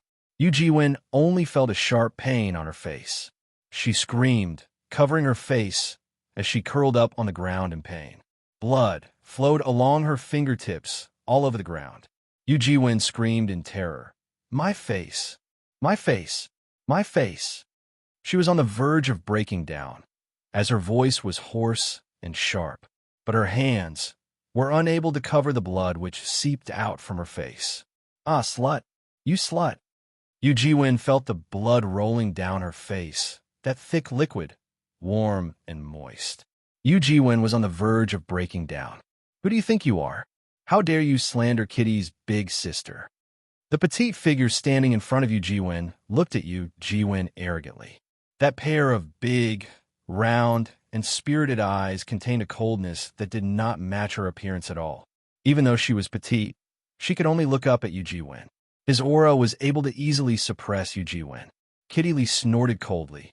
With one hand on her hip and the other pointing in Yu Jiwen's direction, she said arrogantly, "A scum like you is worthy of being jealous of Kitty Lee's sister? How dare you slander Kitty's big sister? Kitty will tear your mouth apart." Her slender fingers and sharp nails were stained with traces of blood. "Ah, bitch. It's you. It's you." Yu Jiwen glared at Kitty Lee's nails with a venomous gaze. Immediately after, she pounced in the direction of Kitty Lee. When Yu Jiwen moved her hand away from her face, she felt a chill run down her spine. Only then did the crowd see clearly that Yu Jiwen's face had a few extremely obvious bloodstains. There was also a thick liquid that slid down along the bloodstains.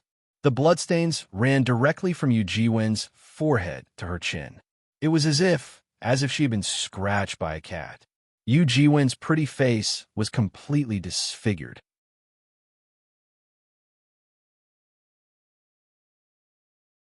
Chapter 38:05.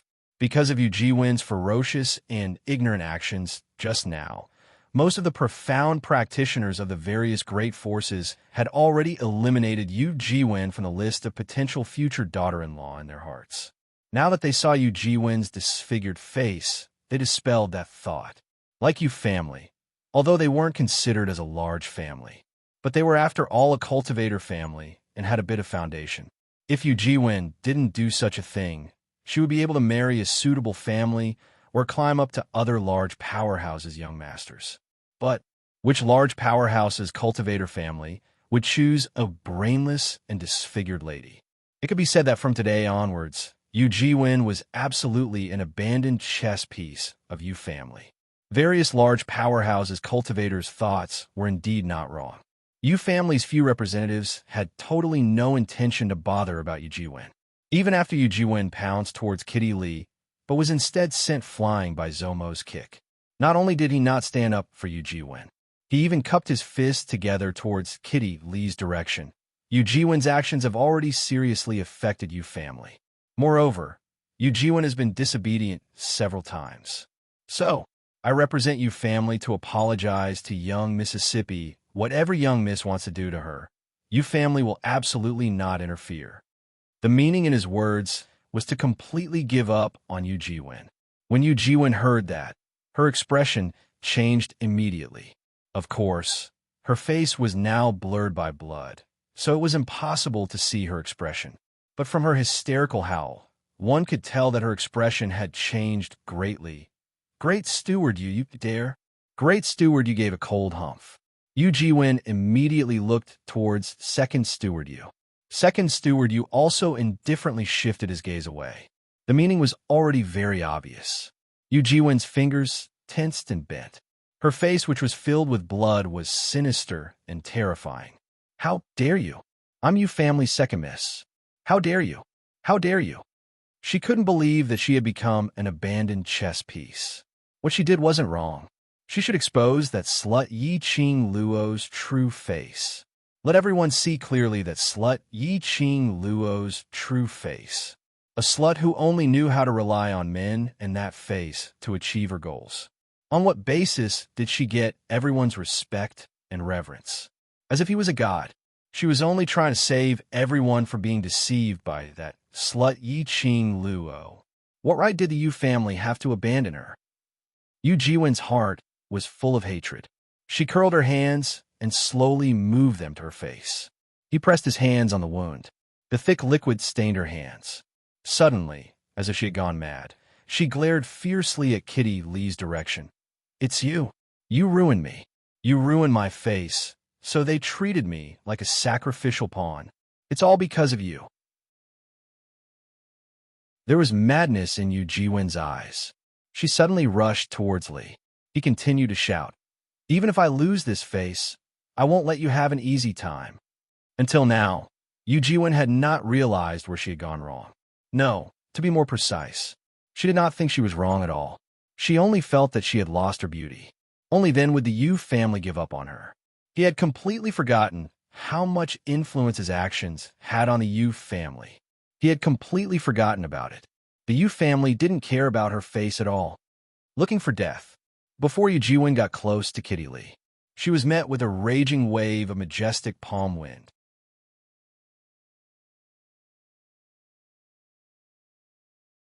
Chapter 38:06. In front of Kitty Lee, that black-robed young man's sleeves were fluttering. His raised palm was surrounded by a horrifying chi wave, which was lingering in his palm bit by bit. The young man raised his brows slightly. Exquisite facial features, captivating phoenix eyes, with an evil, charming, cold arc. He was lazy and cold at the same time. The entire person was emitting a kind of cold, evildoer's imposing manner. These two completely different feelings, when placed on him, were extremely compatible. Zhou Mo stood in front of Kitty Lee in an absolutely protective manner. Kitty Lee popped her little head out from Zhou Mo's back, making a funny face at Yu Jiwen. That's right. Still want to make a move on Kitty Lee? Looking for death. Saying that, her little claws moved towards Zhou Mo's back. Go. Go. Beat her to death. Beat this bad woman who slandered my sister to death. Zhou Mo's arm, which was blocking Kitty Lee behind him, stiffened for a moment. What did he feel? Kitty Lee's tone seemed to be closing the door to release the dogs. Feeling? Woo! Yu Jiwen was so angry that her eyes turned red. She clutched her chest. Her internal organs had been ruptured by that palm strike just now. The moment she moved, she felt as if her body was being torn apart by an excruciating pain. Why? Why were those sluts always willing to stand in front of them in an absolutely protective manner, protecting them, whereas she could only fight on her own? Even her own family members wanted to abandon her. Why was this so? This was not fair. She was not reconciled. Everything that little Qing Luo did was merely what she wanted to do. It has nothing to do with you bunch of people. Zhou Mo didn't even look at Yu Jiwen, as his gaze swept across the various powerhouses' cultivators in disdain. His brows were filled with mockery. Stop pasting gold on your faces. Little Qing Luo doesn't need your gratitude, your repayment, so don't think of anything. You treat little Qing Luo as your life savior. That means you value little Qing Luo and feel that little Qing Luo feels honored. Zomo's words were rough but extremely reasonable. Little Qing Luo doesn't owe you anything, so don't use that kind of dirty thoughts to guess little Qing Luo's motive. Various powerhouses' cultivators were berated as their expressions changed. All of them looked at Zomo with a strange expression. However, no one refuted him. This was because they couldn't refute Zomo's words. The other point was that Zomo's strength was obvious to all. This trio that had appeared out of nowhere had combat power that was off the charts. The elder coughed lightly and tried to smooth things over. Young master is right. Madame D doesn't owe us anything. She's willing to fight with all her might for us, who aren't important to her. How can we question her behind her back? Olby immediately said, "That's right. Madame D doesn't owe us anything. How could we slander Lady D behind her back? Suspect Madame D? Besides, if the Emperor Madame was really an ordinary woman, why would the Overlord fall in love with her? A woman who can catch the eye of His Majesty must be the most beautiful woman in the world." These words of flattery caused Kitty Lee's expression to soften considerably. This was a step. The profound practitioners of the various great powers naturally followed this route. One by one, they shook their heads in guilt, expressing that they shouldn't have suspected Yi Qing, Luo, etc. These remarks reached Yu Jiwen's ears.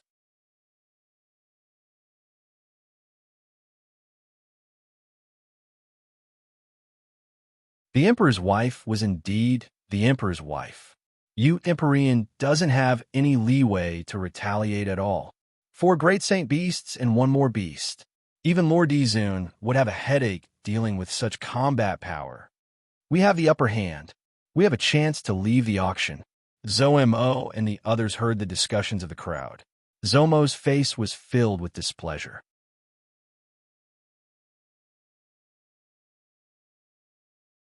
Chapter 38:08. This was indeed the human heart. That was the only way they would feel better in their hearts, if they successfully left the auction, to express their gratitude towards Yi Qing Luo. Or perhaps, as what Zomo said earlier, he felt that what Yi Qing Luo was doing now was merely what she wanted to do. This had nothing to do with them. Then they could enjoy others' efforts with a clear conscience. Or perhaps, if they died in the auction, they could start to blame that everything was because of Yi Qing Luo. Because Yi Qing Luo wasn't able to save them successfully? With the Overlord as her backing, she could still destroy their hopes. "Oh, you're a sinner. You're a huge sinner." Zomo's expression turned gloomy. Kitty Lee raised her head and took a look at his expression as she snorted. "After we leave the auction house, Kitty must suppress them, to kneel down and thank sister one by one." The girl's soft voice soothed Zomo's tightly knitted brows. His eyelids drooped as his devilish phoenix eyes gazed deeply at the girl's dainty face. He raised his hand and pressed on Kitty Lee's head as he rubbed it fiercely. Yuzun is not Xiao Qing Luo's match, and the victor will be decided very soon. Don't worry, we will be able to leave very soon. Kitty Lee used both hands to push away Zomo's large palm, which was pressing on her head as her face blushed slightly. Kitty has always believed in sister. I don't need you to cheer for Kitty." Perhaps it was to echo Zomo's words. The battle in the space of consciousness merely took the time for half an incense stick to burn before the victor was decided. The entire space was enveloped by a majestic and fierce aura. Whereas when Yi Qing Luo and the 5 war pets attacked from all 4 sides, Yuzun was forced to retreat step by step. Yi Qing Luo took the opportunity when Yuzun was in a difficult position to grab hold of the opportunity. The glower flame fan in her hands suddenly opened up on her fingertips, and like an excited fire elf, it scurried towards Yuzun. That glistening red glow contrasted with her pair of blood-red eyes. The young lady's eyes were filled with a deep and bottomless serene look. It was impossible to tell what the young lady was thinking. Her lips curled upwards as the profound glow surged like waves, setting off a huge wave as it slapped against the air. Even the air seemed to be torn apart by a fine line. The shock wave was visible to the naked eye as it spread outwards. A vast amount of dark force instantly intertwined. The Nether Prime reacted very quickly. However, just as he was about to counterattack, heaven and earth suddenly shook violently. It was as if the entire space of consciousness had instantly lost all its energy. In an instant, it became pitch black. Immediately after, the surroundings were instantly filled with blood-red, profound radiance. Bang! A deafening explosion resounded in everyone's ears. The unstoppable, profound energy spread out in all directions. In the air, the rippling layers of airwaves also intertwined with this profound energy. The Nether Prime only felt that his body, mind, and organs all seemed to be tightly pressed by a formless power. His face contorted in pain. Under this violent, profound energy, his body fell heavily to the ground. He knelt on one knee and clutched his chest with one hand. He tried his best to raise his head and stared at Yi-Ching Luo. In front of him, however, was the young girl's smile that was like a flower, her enchanting and beautiful face that could topple cities. The young lady's pink lips curled slightly as she slowly spat out a word. Break! Boom! The alluring red glow instantly wrapped around Yuzun's body and exploded. The violent, profound energy struck onto Yuzun's body. Yuzun spat out a mouthful of blood from this terrifying energy.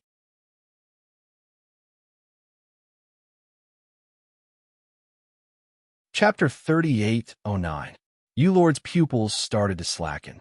In the blur, he could faintly see a young lady landing in front of him, her clothes fluttering in the wind, like a red lotus. She gave him a light smile. Thick, profound energy and the spiritual energy of heaven and earth that lingered around her body covered her beautiful face. Yulord was unresigned and wanted to open his mouth. But what followed was unbearable pain. Before he fell into darkness, Yulord only had time to see those 5 battle pets baring their fangs and brandishing their claws, opening their mouths, revealing their sharp fangs as they pounced towards him. At the same time, Yi-Ching Luo saw Yulord shut his eyes. In front of her eyes, there was an instant of fierceness. The short moment of dizziness and loss of strength made her petite body sway slightly. Her breathing, which was treading in the air, was also slightly unstable. She forced herself to stay conscious, trying to stabilize her state of mind. But the moment she took a breath, the profound hard jade in his chest fiercely surged out, and an intense pain was felt. That pain made it difficult for her to breathe. Along with the pain intensified. She didn't have any extra consciousness to maintain her body. Her petite body suddenly went limp as she fell from midair. Yi-Ching Luo didn't even have the energy to let her battle pets come over to receive her. Suddenly, her falling body was hooked by someone's waist. The elegant sandalwood scent, mixed with an obvious blood stench, seeped into her nostrils. Immediately, that person's large palm pressed on her chest. A warm, profound energy, like a spring, poured into her body. This energy was very gentle. Bit by bit, it dispersed the pain in her body. Her breathing calmed down a little. Her head was still a little giddy. It's all right, it's over. The man's mellow and gentle voice rang beside her ear. It was accompanied by the man's warmth, enveloping her entire body. The next moment, her pink lips were captured by someone. The warm touch, gentle and affectionate. Yi-Ching Luo was stunned and was just about to ridicule. This man was actually so anxious. She had just ended the battle, covered in blood and in a state of exhaustion, but he still didn't forget to take advantage of her. However, the medicinal fragrance that floated into her mouth made her stop vomiting. The man used his tongue to push the pill into her mouth and left her lips. His broad and warm palm gently covered her head. The pill entered his throat and entered his body. Yi-Ching Luo smiled. Her pale face was filled with weakness. Between her slightly open brows, there was a hint of coquettishness. Between the pupils, reflecting the man's magnificent beauty, she smiled even more happily. It seems that my body has really overloaded. With that, he sighed again. She raised her arm and hooked it around the man's neck. Didn't I say that I would let you enjoy the feeling of being protected by me? But now, I'm being protected by you instead. Dithimo Xian held her wrist and pulled her into his arms. No, I'm protected. My little Luo is really great. Yiqing Luo's eyes curved into a smile. The exhaustion of her body made her smile a little weak. Dimo Xian pressed her head into his arms and comforted her softly. Take a rest first. I'm here, don't worry. Yiqing Luo rubbed her head against his chest, smelling the familiar and reassuring scent. Indeed, it made her exhausted body and mind relax. The moment she relaxed, she felt dizzy and heavy. Just at this moment, suddenly, the 5 battle pets all gave a hurried beast roar.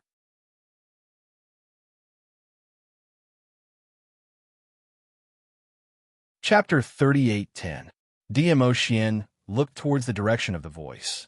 The person in his arms also raised her head in a daze from the commotion as she rested her chin on Dimo Xian's body as she looked over.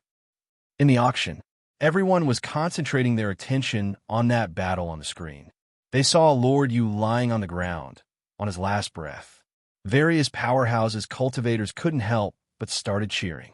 There were even some who started shouting, "Long live Madame D, long live Overlord," etc. Yu Jiwen was also watching this scene. She couldn't move, nor was she able to make a sound. But she was conscious as she saw Yiqing Luo defeating Lord Yu. She saw those people displaying agitation and respect towards Yiqing Luo. Her heart was going crazy with jealousy, just as everyone was raising their arms and cheering. Suddenly, they saw 5 battle pets howling towards the direction of Lord Yu, who was on his last breath. Before they could see clearly what had happened, the sky suddenly flashed with lightning and thunder. The image in the sky was also shattered by the thunder and lightning. In an instant, it disappeared in front of everyone's eyes. What's going on? Why can't we see anything? What on earth happened? Why can't we see the Overlord's consciousness space? Did he meet with some danger? Earlier, what was Madame D's battle pets reminding us about? Why did the scene stop? Surely not, surely not. Some unforeseen event has happened. The moment the scene disappeared, towards the unknown, everyone started to feel uneasy. Rumble. All of a sudden, the entire building of the auction hall shook violently. The ground started to sink downwards, slowly collapsing down. Everyone was shocked as they immediately stabilized their bodies. But they saw a black glow swiftly enveloping over from the horizon. It was like a huge, dark cloud enveloping everything. You all, look over there. Some cultivators with sharp eyes saw the abnormality in the pitch-black sky as they immediately opened their mouths to remind them. Everyone saw a ball of thick, like black smoke, enveloping a huge lump of something as it descended from the sky. Between the floating smoke, everyone could vaguely tell that it was a man's figure. Boom! That man's body exploded with a thick, sinister chi. Then his body spun rapidly in the air. That's Yuzun. Someone recognized the man's face and cried out in shock. Wasn't the Dark Prime beaten to the brink of death by Lady Monarch in D. Zun's consciousness space? Why would he appear here? Moreover, what was that layer of thick black chi on his body that made people shudder? No one had time to think about it. As the Nether Prime spun faster and faster, the sky seemed to be spinning into a huge whirlpool. The vortex was surging with dense, evil energy. The terrifying and majestic power seemed to want to devour everything in the world. Swish, swish, swish. The whirlpool surged, and suddenly, drops of liquid dripped down. Someone was hit by the liquid. When he touched it, he discovered that it was actually blood. The profound practitioners were still somewhat puzzled. Why would there be blood rain in this vortex? But soon they got their answer. When the thick blood followed the surging whirlpool and spilled on the ground, Yi Qingtong's eyes widened. The surroundings began to shake violently and collapse. Gravel flew everywhere. The entire auction was gradually being destroyed at an extremely fast speed. The Palace of Gloomy Darkness actually used such a ruthless formation.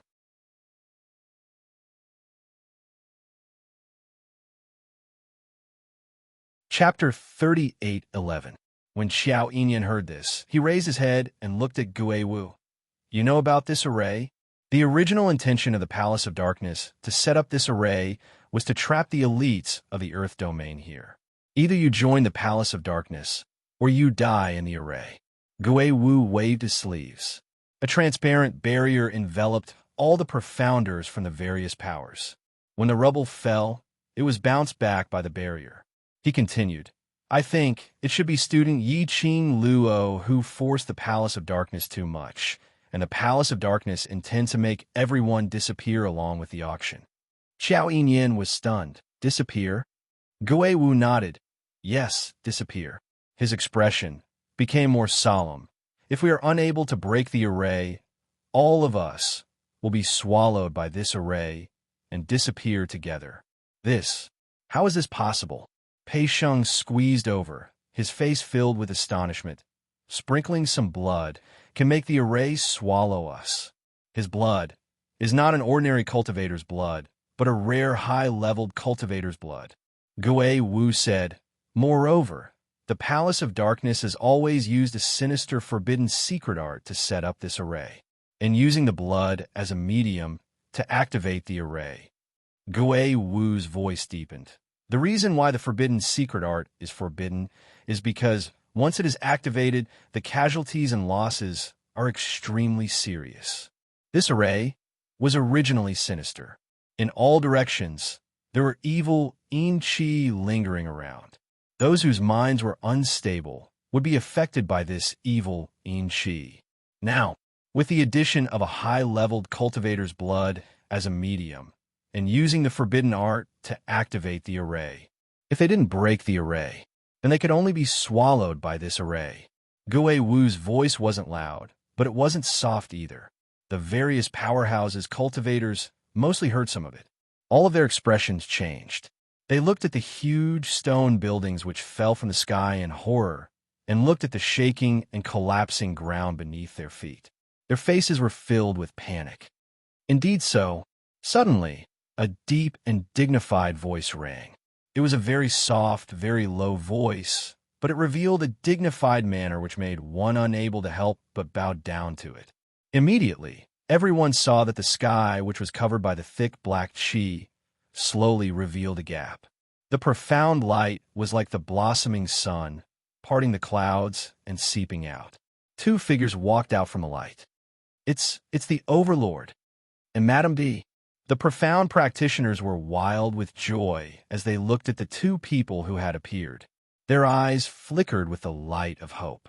Xiao Yinyan, Pei Sheng, and the others immediately looked over. When he saw the red-clothed girl, her skirt fluttering in the wind, the dazzling light refracting under the dark light. His heart, which had been hanging in the air, was finally at ease. Previously, through the images, he saw Yiqing Luo falling into Dimo Xian's arms. They were all extremely worried. Now that he saw Yiqing Luo safe and sound, they were finally relieved. The person who spoke just now was Dimo Xian. His gaze was deep as he looked at Yuzun, who was wrapped in thick black gas. His thin lips pursed slightly. This is going to be troublesome. The girl beside him raised her head slightly.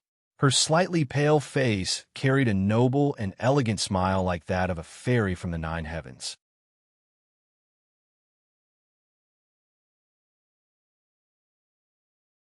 Chapter 38:12. Dimo Xian's eyes drooped as he looked at Yiqing Luo lovingly. Yiqing Luo's brows rose as she met his gaze with a smile. You're so noble and bright, but that person is a rat in the gutter. How can you be compared? Dimo Xian's brows overflowed with a smile as his voice was deep and magnetic. What Madam said is extremely true. The word Madam made Yiqing Luo's cheeks blush slightly. Her heart was thumping uncontrollably. Even the fatigue on her body had dissipated by quite a bit. The two of them landed outside the enchantment which Gui Wu and the others had conjured. Gui Wu took a look at Yiqing Luo and frowned as he asked, What's going on? Yiqing Luo shook her head, expressing her daze. Speaking of what was going on, she was also very curious about what had happened. At that time, She was exhausted and rested in DMO Xian's arms for a while. Then she heard her little companion's warning howls. She and DMO Xian looked towards the direction of the sound. They were only able to see. Yuzun, who had no strength to resist, was actually swept away by a ball of dense, evil qi. That gust of evil qi, without any warning, dashed out of DMO Xian's consciousness space. She and DMO Xian rushed out of the consciousness space in time, only to see the scene in front of them. Your body, Gui Wu's brows creased even tighter. Yiqing Luo smiled as she interrupted his words. I'm fine, just exhausted, too much energy. I'll be fine after a short rest. She glanced sideways and looked at DMO Xian's side profile as she said half jokingly and half seriously, I'm someone who wants to protect my man. I won't fall so easily. DMO Xian's large palm hugged her tightly. Can you stop showing off your affection at this critical juncture? Zoemo rolled his eyes. Yiqing Luo glanced at him sideways. You make it sound like at this critical juncture, you didn't pull my kitty to show off your affection? She took a glance at Zomo's hand, which was wrapped around Kitty Lee's waist. Kitty Lee was like an exploding kitten as she suddenly bounced out from Zomo's arms. Her little body immediately dashed towards Yiqing Luo's direction. Kitty Lee won't show off her affection with a frivolous man. Zoemo, who had lost his warm and fragrant body. Damn it, I shouldn't have said so much. Yiqing Luo smiled as she stroked Kitty Lee's little head, then raised her head and looked at the array barrier, at those cultivators who were looking at her, and DMO Xian with a hopeful expression. His gaze finally landed on the executive elder. Our top priority now is to break this formation and leave the auction. Yiqing Luo opened her mouth, and her tone was very steady and extremely dignified. Moreover, we don't have much time left. This auction will be swallowed up very soon, and if we are not able to break the array before it is completely swallowed up, then all of us will be buried along with the auction.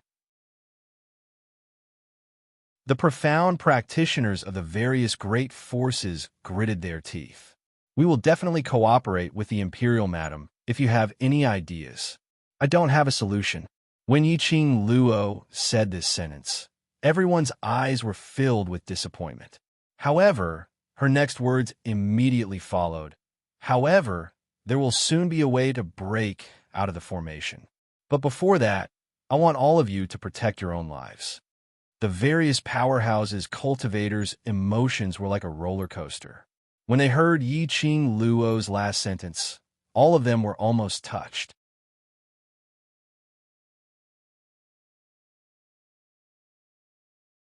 Chapter 38:13. Yiqing Luo didn't want their gratitude. If you can't even protect your own life, then you deserve to die here. The profound practitioners of the major forces all wore different expressions on their faces. She was embarrassed and embarrassed. All right, they thought too highly of themselves. They really thought that Yiqing Luo was worried about them. Yiqing Luo ignored their thoughts. She stood side by side with DMO Xian, looking at Yuzun, who was wrapped in black qi. Blood was still splattering. It was as if it wanted to suck all the blood from the Dark Lord's body dry. She frowned slightly and asked in a low voice, Yuzun is the young master of Tenyu Palace. Are the people behind Tenyu Palace really willing to sacrifice their own son? Over at the Palace of Secluded Darkness, would there be the so-called willing and unwilling emotions? DMO Xian lowered his eyes to look at her, his thin lips raised slightly. Yiqing Luo shook her head. No. It was said that even a vicious tiger would not eat its cubs. The people behind the scenes of the Dark Abyss Palace were inhumane. No matter what, they would protect their own son. Who could have thought that, in order to achieve his goal, he would even sacrifice his own son? I followed the mutated beasts and found the medium to control the corpse puppet goo. Through that medium, I think, I should be able to find the formation core. Yiqing Luo recalled what had happened before she was forcefully dragged into the consciousness space by Yuzun. She held on to DMO Xian's arm. Ah, Xian, let's go over there to take a look. DMO Xian looked at the young lady's extremely pale face. His brows were filled with heartache. Can you hold on? Yi Qing Luo smiled at him. Even you can hold on, I'm just a little tired, so naturally I can hold on. DMO Xian's eyes flickered slightly. Don't even think of rebutting. Yi Qing Luo raised her hand, and her slender fingers gently pressed on his chest. Her fingertips slowly circled around his chest. The smell of blood on your body can't be concealed. DMO Xian was injured. This was something that Yi Qing Luo knew from the start. And then, because of her, DMO Xian suffered another palm strike. The injuries on his body were not lighter than hers. DMO Xian's eyelashes trembled slightly. He smiled faintly and then sighed, as if there was nothing he could do. His shimmering peach blossom eyes seemed to be filled with a pool of spring water, extremely doting. The girl also raised her head slightly, and her long and narrow eyes curved upwards, outlining an exquisite and flirtatious flower pattern. Her red dress made her look even more like a blazing sun. The two of them stared at each other. The entire atmosphere of the battlefield was filled with danger. They were all affected by the atmosphere. It was as if they could only see each other in this world. It could no longer accommodate anyone else. When Zhu Wuxin followed the aura and rushed over, this was the scene he saw. His hurried footsteps suddenly came to a halt. His pitch-black eyes stared fixedly at the picturesque scene in front of him. The rare irritation on his face slowly disappeared from his eyes. He just looked at Yi Qing Luo. He looked at the gentleness in the girl's eyes and the obvious love.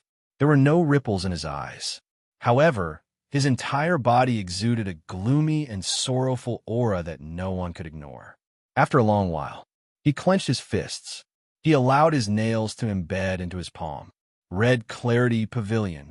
Pavilion Master?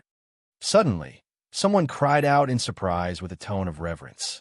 This voice attracted quite a number of people's gazes. Xiao Yinyan and Pei Sheng also looked over.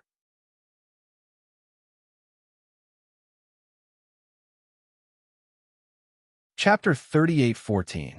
From that image, when he saw the battle between Yi Qing Luo and Lord Yu, Xiao Yinyan started to suspect Zhu Wu Xian. But when Xiao Yinyan walked closer to Zhu Wu Xian, he saw the emotions which he couldn't restrain in time. The words which were at the tip of his tongue were stuck in his throat. What kind of gaze was that? He couldn't use words to describe it. More accurately, very few people were able to see the extremely faint emotions in Zhu Wu Xian's eyes. Only those who had the same experience were able to see the emotions under the calmness. Right, aren't you with Luo? Why did you only appear now? Pei Sheng followed closely behind. His dark golden eyes were filled with displeasure as he looked at Zhu Wu Xian.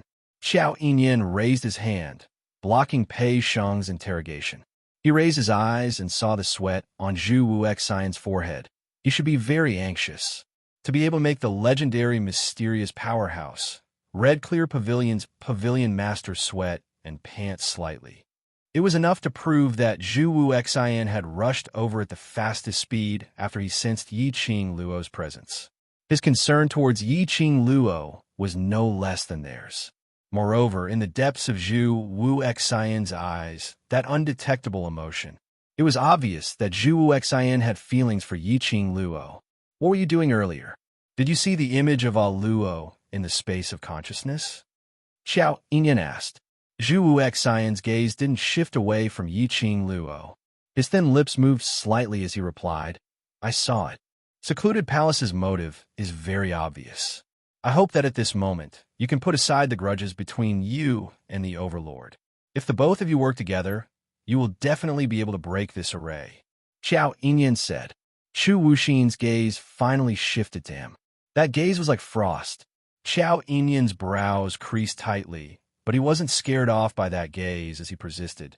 The battle in the space of consciousness has already exhausted Luo's energy. You also want to end this chaotic battle earlier, right? If we drag on, this auction will be swallowed by the array. All of us will die here, including Luo. Xiao Yinyan specially added the last 4 words. But he didn't get Zhu Wu Xian's reply. He pursed his lips and was about to speak. The red-robed man turned around and walked towards Yi Qing Luo and DMO Xian's direction. Before he left, he said, There's no need for him. I alone am enough. He didn't need a venerable sovereign. Xiao Yin was startled as he looked at Zhu Wuxin's back. He was in a trance for a moment. It was as if his memories had returned to a long time ago, the memories that he had sealed away. The surrounding cultivator's exclamations naturally attracted Yiqing Luo's attention. Yiqing Luo naturally detected Zhu Wuxian's approach. She gently stroked Mo Xian's hand, motioning him not to be jealous. He quickly turned around and looked at Zhu Wuxin. Do you still remember the position of that vine just now? If we follow that direction, we might be able to find the eye of the formation. Yes. Zhu Wuxin's eyes met hers, and he looked at her face without blinking. Then, he said word by word, "You owe me another favor." Yiqing Luo had yet to react to the meaning behind his words. Zhu Wuxin had already leapt into the air. The blazing red robe was like a burning flame. His sleeves moved. Boundless, profound energy spread out in all directions.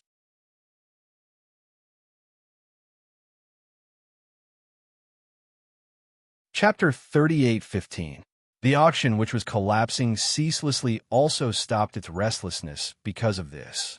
Various powerhouses cultivators felt that the ground beneath their feet was no longer shaking as they heaved a sigh of relief.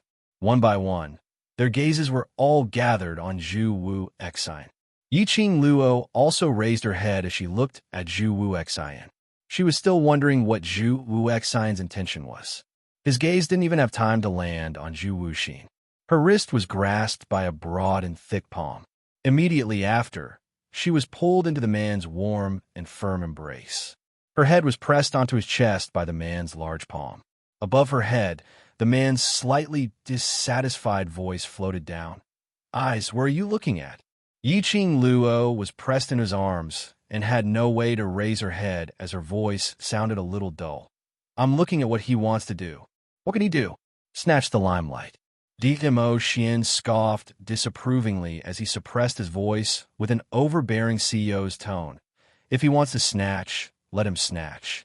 Anyway, if your eyes don't look at him, then he's a loser." Yiqing Luo, what on earth was this? What snatched the limelight? She was only curious why Zhu Wuxian said that he owed him another favor. Her man was suddenly jealous? Yiqing Luo ridiculed in her heart. She heard the man's chilly voice. Why? Very worried about him? Want to help him? Yiqing Luo. At this juncture, wasn't the time to be jealous? Furthermore, normally speaking, worrying was also normal. No matter what, Zhu Wuxian was considered as her friend. But in front of Mo Xian's gloomy face, Yiqing Luo naturally didn't dare to say these words. She only rubbed her little head against his chest as she explained in a gentle voice. "Before I was swept into the consciousness space, I used the strange beast to search for the direction of the array core. Zhu Wuxian was there too, so I was thinking if he had found the array core after I was swept into the consciousness space." Huh. The man who floated down from above her head gave a cold snort. Yiqing Luo wanted to say something, but heard him continuing, "He's already found it, so you don't need to worry." He found it. Yiqing Luo struggled for a moment and used her little head to push against his hand. "I just want to take a look at the situation and absolutely don't have any other thoughts. In my heart and in my eyes, the only person I can see is my dearest Xian." The man's aura softened a little. The giant palm above his head retracted decisively. Yiqing Luo. So he was just trying to make her act coquettishly and act cute, calling him a few nice words? This man, how childish. However, it was so childish that she felt sweet in her heart. Yiqing Luo pushed his hand away as she raised her head and looked towards Zhu Wuxian's direction. Zhu Wuxin spread open his arms, suddenly stretching out his 5 fingers. Then, a shrill howl was heard. Yiqing Luo saw a round, bulging thing, which Zhu Wuxian had grabbed onto. It was oval in shape like an egg. On the left and right sides of the egg, there was a small thing sticking out. Below the egg, there were 2 thin things. It kept on fluttering about. It even gave out a robotic voice, screaming at the top of its lungs. Just when she saw that little thing clearly, Yiqing Luo was stunned. That wasn't that. The strange beast's original body.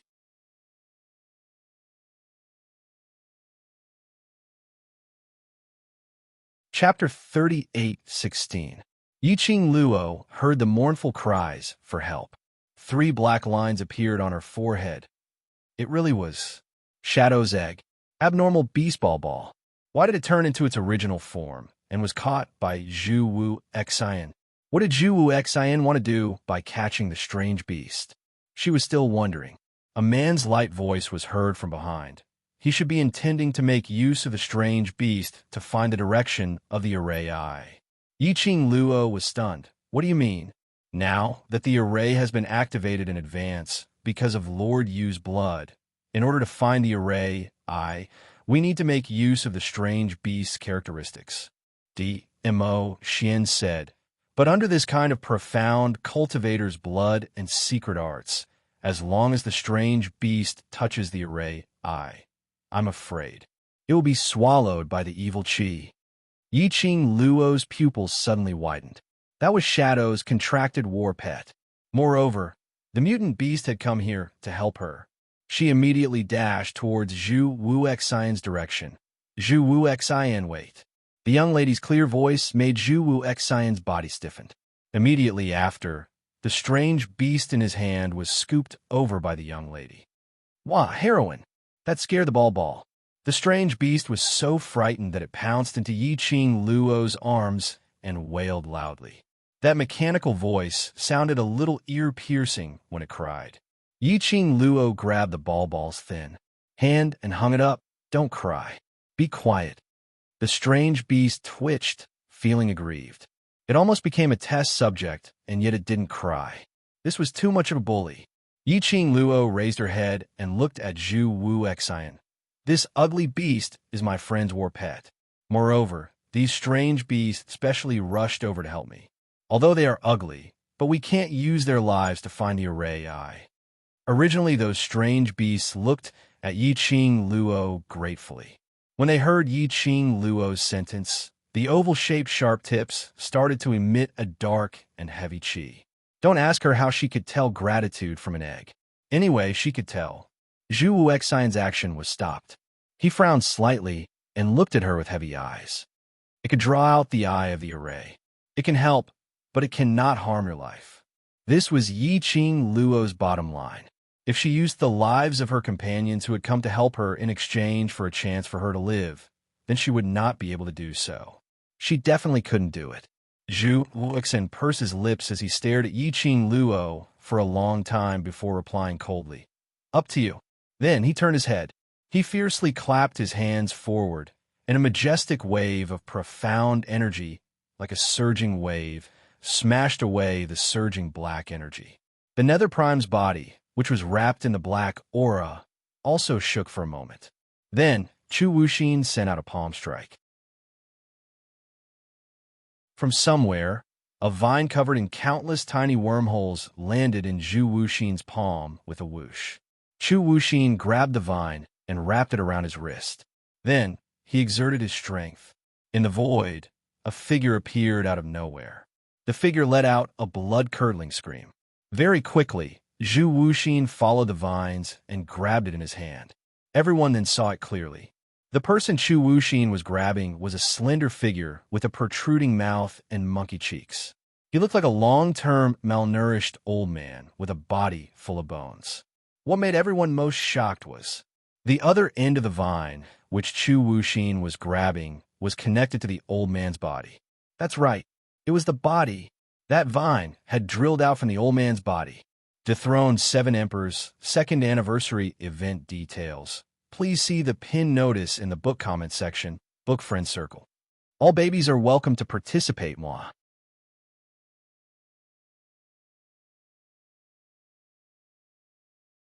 Chapter 38:17. At the moment she saw that old man, Yiqing Luo was stunned for a moment. She naturally recognized that vine. It was the vine which she saw before she was swept into the consciousness space. Did Zhu Wuxin find the person controlling the vines by following the broken half of the vine, which meant the goo master who controlled tens of thousands of corpse puppet goo? If she found the goo master, then she would definitely be able to find the location of the array's eye. Young Patriarch Chu, spare me. Spare me. The old man hung in Zhu Wuxian's hands as he begged in fear. Zhu Wuxian's dark eyes glanced at him indifferently. His 5 fingers suddenly exerted force. The old man cried out miserably. Using his actions, he rejected the old man's begging. The old man's entire body twitched in pain. That vine, which was filled with densely packed wormholes, seemed as though it was going to break at any moment. He knew Zhu Wuxian's character very well, and knew that if he fell into Zhu Wuxian's hands, there was no way he could survive. A glint flashed in the depths of his eyes. The vines twisted, and he said painfully, "Young Master Chu, you promised me. You promised to let me go. You promised not to interfere in this matter on account of the fact that you and the Palace of Darkness are partners. How can you go back on your words?" The old man's voice was filled with despair and pleading. It was mixed with agonizing howls. His voice was extremely loud. Almost all the various powerhouses cultivators heard it. His words instantly caused the crowd to burst into an uproar. Red Clear Pavilion's Pavilion Master and Secluded Darkness Palace were partners? Then which side was he helping? The crowd whispered to each other. The person involved was expressionless as he looked at the old man indifferently. But there wasn't any fluctuation in his eyes at all. He totally had no intention to explain. He didn't explain, and the old man continued. Secluded Darkness Palace has already promised young Patriarch Chu that we will do anything for you unconditionally. Young Patriarch Chu, aren't you afraid that you will chill the hearts of those who believe in you by going back on your words? He seemed to be implying something as he turned his head with difficulty and looked towards Yiqing Luo. From the start till the end, Zhu Wuxian had no intention to explain at all. He totally had no intention to stop the old man. That expressionless face made it hard to tell what he was thinking in his heart, under the crowd's pointing and discussions. Yiqing Luo, who sensed the old man's gaze, creased her brows slightly. There were already people who were unable to restrain the terror in the depths of their hearts. Their brows tightly knitted as they shouted, "Hongqing Pavilion Master, shouldn't you give us a reasonable explanation? Since you're from the Dark Palace, why are you here? We thought you were here to help us." "Master of the Red Clear Pavilion, you owe us an explanation. What are you trying to do?" One of them spoke. The other profound practitioners were also unable to restrain themselves. Countless voices came from all directions. However, it didn't cause any ripples in Zhu Wuxin's emotions. He didn't even look at the people who were questioning him. It was as if it had stopped everything around it. He didn't place anyone in his eyes. He said nothing. In the eyes of the crowd, it was a tacit agreement. The voices of accusation grew louder. The more Yiqing Luo listened, the tighter her slender brows knitted. He couldn't help but tighten his grip on Qiuqiu. This caused Qiuqiu to cry out loudly. "Shut up." She frowned and said impatiently. Her voice wasn't loud, but it was dignified and dignified. She was obviously saying it to Qiuqiu, but it made the surrounding voices of discussion to quieten down completely. Hearing her voice, Zhu Wuxin, who had been indifferent all this while, lifted his head and looked at her, meeting Zhu Wuxian's gaze.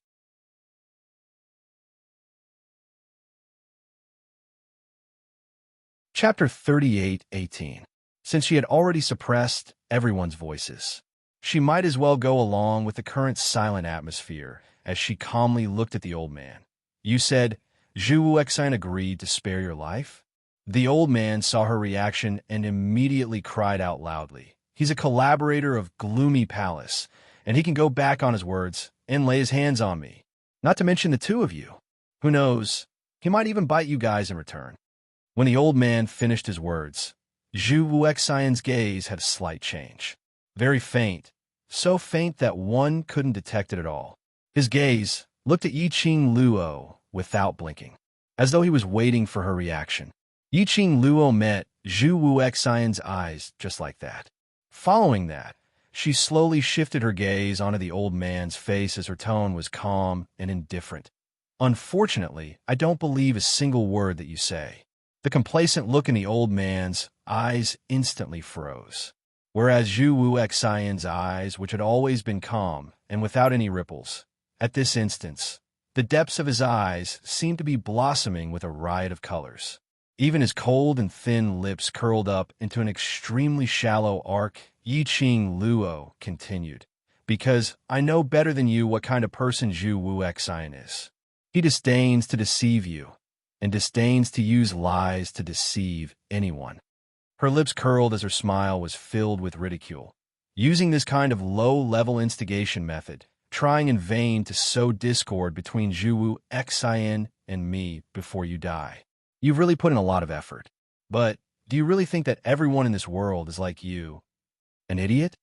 The old man's pupils suddenly constricted. His eyes stared intently at Yiqing Luo as he secretly clenched his teeth tightly. Yiqing Luo gave a cold laugh. As compared to your gloomy palace, this bunch of sinister rats, I naturally believe in Zhu Wu Xian more. The old man's teeth were grinding so hard that they creaked. Immediately following that, his eyes turned cold as a burst of murderous intent shot out. He suddenly stretched out his hand and pressed it against his chest, grabbing onto the vine which emerged from his body. At the next instant, Yiqing Luo felt a gust of cold wind assaulting her back. The surrounding people drew in a breath of cold air as they cried out in shock. Yiqing Luo's body had already subconsciously made an instinctive reaction. Suddenly, she turned sideways. Bang! What greeted him was a chilling wind that seeped into one's bones. Yiqing Luo retreated swiftly. However, the cold wind still brushed past his shoulder. When she saw who it was, she was stunned. Yu Ji went. In front of him, the person with her arm in a sling, walking like a zombie with a bloody face. Wasn't that Yu Jiwen? Towards Yiqing Luo's voice, Yu Jiwen had no reaction at all. She was like a zombie, shaking her body as she pounced towards Yiqing Luo once again. His blood-stained face was devoid of any expression. Even his eyes were empty and lifeless. Yiqing Luo raised her hand and was just about to press on the place where the Yin wind had brushed past. The egg-like ball in her arms suddenly transformed into a big mouth in her arms. The sharp fangs and the stench in his mouth gushed into his nostrils. Yiqing Luo almost sent it flying with a slap. He would transform at the slightest disagreement. Who taught it? How disgusting. Yiqing Luo's slap was about to fly out. Just like that, Qiuqiu's big tongue followed her hand and swept across saliva, stickier hand. Yiqing Luo. This strange beast was very mischievous. Was it itching for a beating?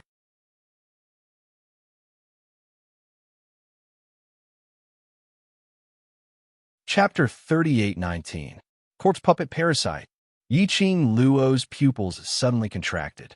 In her mind, she seemed to have understood something. Ugly. Is that woman controlled by the corpse puppet parasite? Yiqing Luo stared at Yu Jiwen as she asked. Qiuqiu rolled its big tongue. Yes, yes. Earlier when she touched you, she even threw the corpse puppet parasite on you. Luckily I'm around. There's nothing to be afraid of. Qiuqiu's tone was filled with pride. If it had a tail, it would definitely be wagging its buttocks. Yiqing Luo squinted her eyes as she stared at Yu Jiwen. Following that, her gaze shot towards the old man's direction. That old man's final attack. It infuriated Zhu Wu Xian. Zhu Wu Xian directly struck his palm on the old man's chest. It also forcefully chopped off the vine. The old man howled in pain. The vine was like a part of his body, and it was the most important part. Fresh blood came from the deepest part of his body. That skinny face, which was only left with bones, turned increasingly lifeless. But Zhu Wu Xian still left him with one last breath. Right now, he was hanging on Zhu Wu Xian's palm, but his eyes were filled with a sliver of unwillingness and resentment, as though he hadn't expected his final plan, to be destroyed by a useless, strange beast. Yiqing Luo frowned. Looked like Yu Jiwen was already dead. Her body had become the corpse puppet parasite's vessel. This was a little troublesome. Hiding in Yu Jiwen's body, unless the strange beast swallowed Yu Jiwen's body together. Otherwise, the corpse puppet parasite hiding in Yu Jiwen's body would be hard to resolve. Bam! The Yu Jiwen in front of him waved its arms over again. It didn't stop its control just because the vine was broken. Make the corpse puppet parasite stop. Zhu Wuxian opened his mouth coldly, but the old man spat out, unyielding. And because of this series of episodes, the black chi, which had stopped because of Zhu Wuxian, once again wrapped Yuzun, who was floating in midair. Following that, the entire auction house once again fell into an earth-shaking destruction. Everyone screamed in panic. Yiqing Luo was shaken by the surrounding airflow as her body was on the verge of collapse, unable to stand stably. Yu Jiwen was still attacking her. With every attack, Qiuqiu's tongue would sweep across. It could be seen that Yu Jiwen had made up her mind to use the corpse puppet goo to control her. Yiqing Luo took a look at the chaotic auction. Then, he looked in the direction of the Dark Prime. She pursed her lips, and her gaze finally landed on Xiao Yinyan. Yinyan, let the mutated beast hold Yu Jiwen back. It's best if we can find a way to force the corpse puppet goo out of her body. As she spoke, she tossed the ball in Xiao Yinyan's direction. In the current situation, only mutated beasts were the nemesis of the corpse puppet goo. At the critical moment, Qiuqiu was quite impressive. At the same time, when Yiqing Luo threw it to Xiao Yinyan, it shouted at the top of its lungs and used the voice of the mutant beast to summon a group of companions. More than a dozen mutant beasts surrounded Yu Jiwen. Yiqing Luo took the opportunity and speedily headed towards Zhu Wuxian's direction. The moment she moved, his wrist tightened. She was pulled back by the man's arm. Her petite body crashed into Dmo Xian's arms. She heard the man's low and hoarse voice. Why? Still intending to run towards him? Yiqing Luo raised her head and met the man's deep eyes. We must force the direction of the array core from that old man's mouth.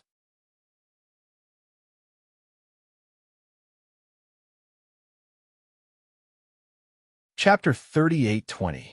Yiqing Luo. This was not the time to be jealous, was it? However, Dmo Xian's peerless countenance was very indifferent. Even his voice was a little low and dull. He lowered his head and rested his chin on the girl's shoulder. What? You can't explain it? Yiqing Luo felt that this voice was very cold. It was so cold that she was shivering. Yiqing Luo raised her head and met Dmo Xian's indifferent gaze. She didn't quite understand what Dmo Xian meant. Generally speaking, Dmo Xian's expression of jealousy belonged to him acting coquettishly and seeking to be appeased. But he would never disregard the occasion and the situation. Because of the trust between them, there was no need for any words or words at all. Therefore, she would cooperate with him and say what he liked and wanted to hear. But this time, Dmo Xian's emotions were obviously not quite right. His almond-shaped eyes, which had always shone brightly, were now covered with a very, very thin layer of mist, making it impossible to see his emotions. She only felt that his emotions were very cold. Ah Xian? She pursed her lips and held the hand on her waist. She changed her posture and faced the man. Dmo Xian held onto her slender waist. He held her firmly in his arms. His thin lips slightly hooked, but there was no smile. I really don't like the way he looks at you. Dmo Xian's eyes drooped as he hugged the person in his arms tightly. Naturally, he knew. The person in his arms had feelings for him. He also knew little Luo Er's attitude towards Zhu Wuxian. However, when he saw Zhu Wuxian's gaze towards Lil Luo Er, no matter how much he wanted to appear magnanimous and broad-minded. However, he still couldn't help but feel displeased. Such emotions, he should not let Lil Luo Er know. But when he saw Lil Luo Er trust Zhu Wuxian without any hesitation, when he saw Zhu Wuxian looking at Lil Luo Er with that glowing gaze, the emotions that had been suppressed in his heart couldn't be contained anymore. He did not mind showing such emotions to Lil Luo Er. I really don't want to. Dmo Xian suddenly loosened his grip on Yiqing Luo. He lowered his head. His black hair flew in the air and fell on both sides of his face. It concealed the emotions on his face. He took 2 steps back. His body exuded an indifferent and cold feeling. Ah Xian. Yiqing Luo naturally noticed the change in DMO Xian's emotions. DMO Xian raised his head and curled his thin lips at her before shaking his head. Nothing. I just feel that this limelight cannot be allowed to be brought out by him alone. He chuckled and looked in Zhu Wu Xian's direction. Then, he walked towards Zhu Wuxin. My own woman has to be protected by myself. He was just about to take a step. Suddenly, he felt a soft and delicate body behind him. The girl wrapped her arms around his waist. She pressed her face against his back. Ah Xian, I'm very happy that you have such negative emotions because of me. The girl's voice was very soft and gentle. Clearly, she understood the reason for the change in his mood. She patiently stroked his fur. You have to protect me for the rest of my life. After that, you'll have to help me repay Zhu Wuxin's favor. With just a few words, the gloomy atmosphere in DMO Xian's heart had completely dissipated. Listening to the girl's soft voice, his mood seemed to have turned better. Even the corners of his lips couldn't help but curl into an arc. Yiqing Luo let go of his waist and walked in front of him.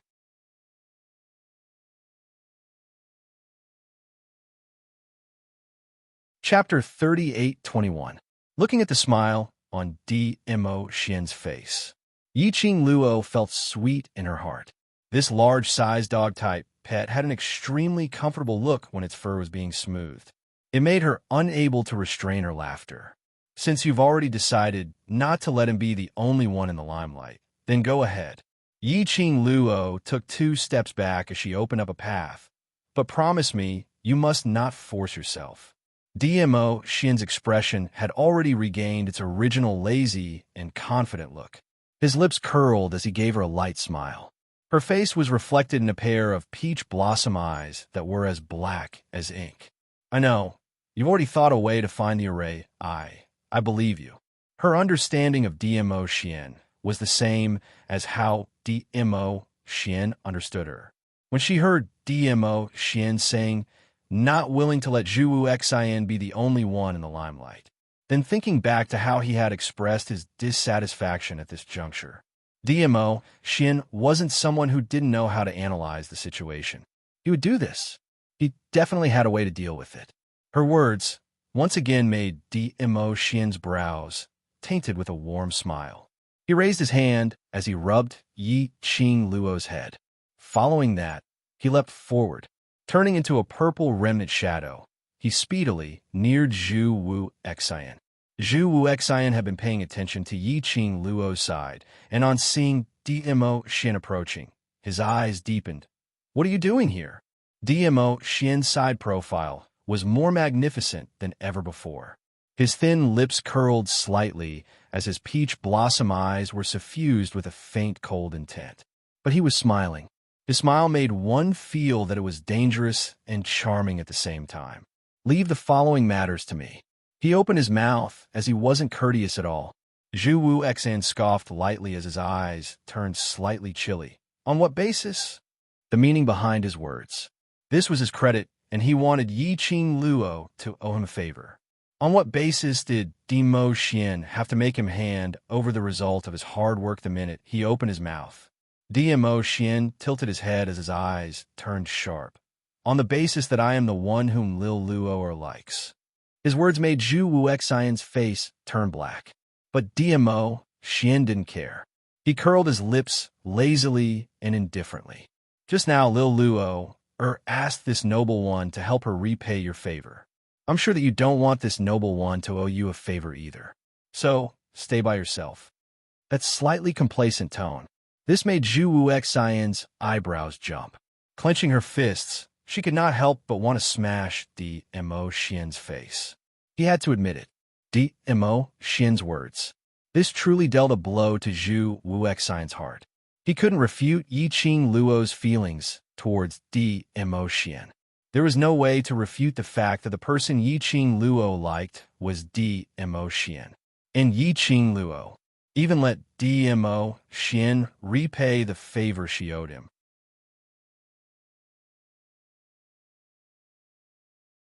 This was obviously treating him as an outsider. As for DMO Xian, he was one of them. Zhu Wuxin's emotions were clearly fluctuating. DMO Xian's eyes were tinged with a smile. Handsome face, noble and elegant. His purple robe fluttered in the wind, making him look even more noble. Just at this moment, DMO Xian suddenly moved. That old man who was originally held in Zhu Wuxian's palm had already fallen into DMO Xian's hands. Zhu Wuxian was stunned as his eyes turned chilly. What do you mean? I don't need you for the rest. DMO Xian said calmly, his side profile still showing an indifferent expression. Zhu Wuxian's chilly eyes were instantly covered with a black glow. He stretched out his hand to snatch that old man away as his voice was filled with anger. What if I say, I want you, the almighty overlord, to owe me a favor?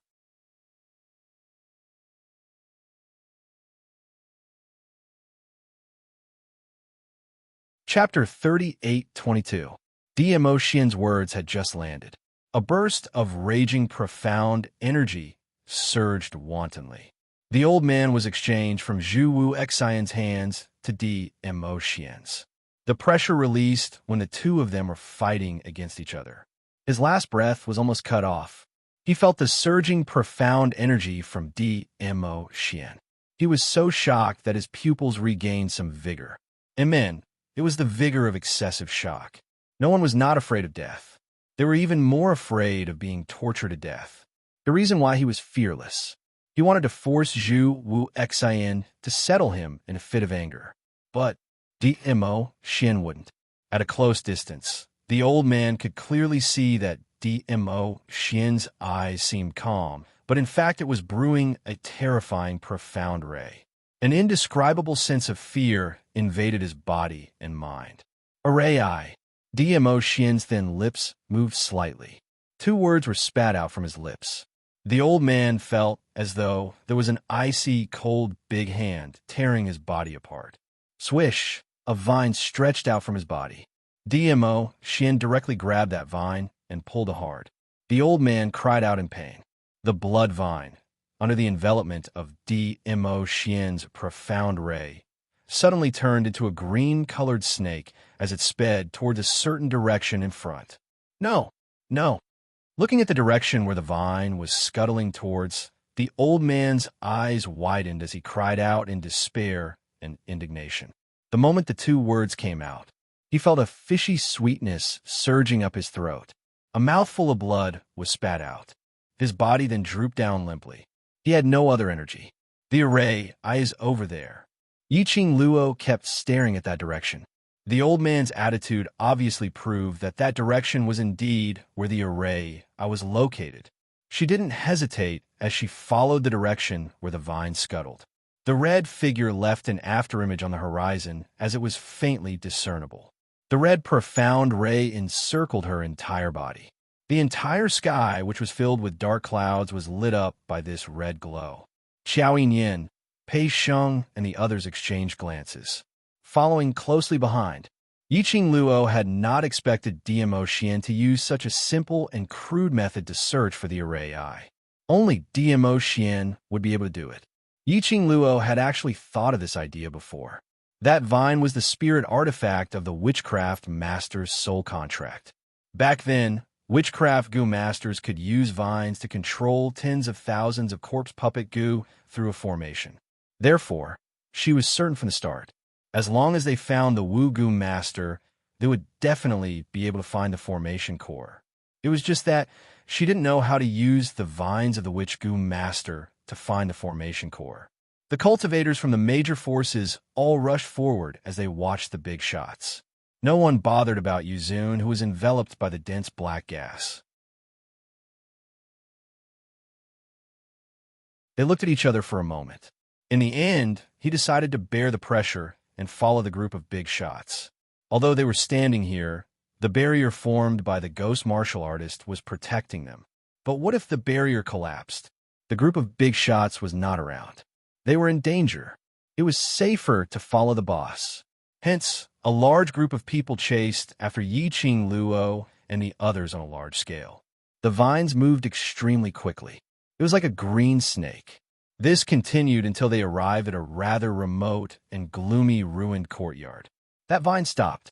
Even the old witchcraft master who was being forcefully pulled was also pulled as he fell heavily onto the ground. Yiqing Luo slowly landed on the ground as her toes touched the ground and stabilized her body.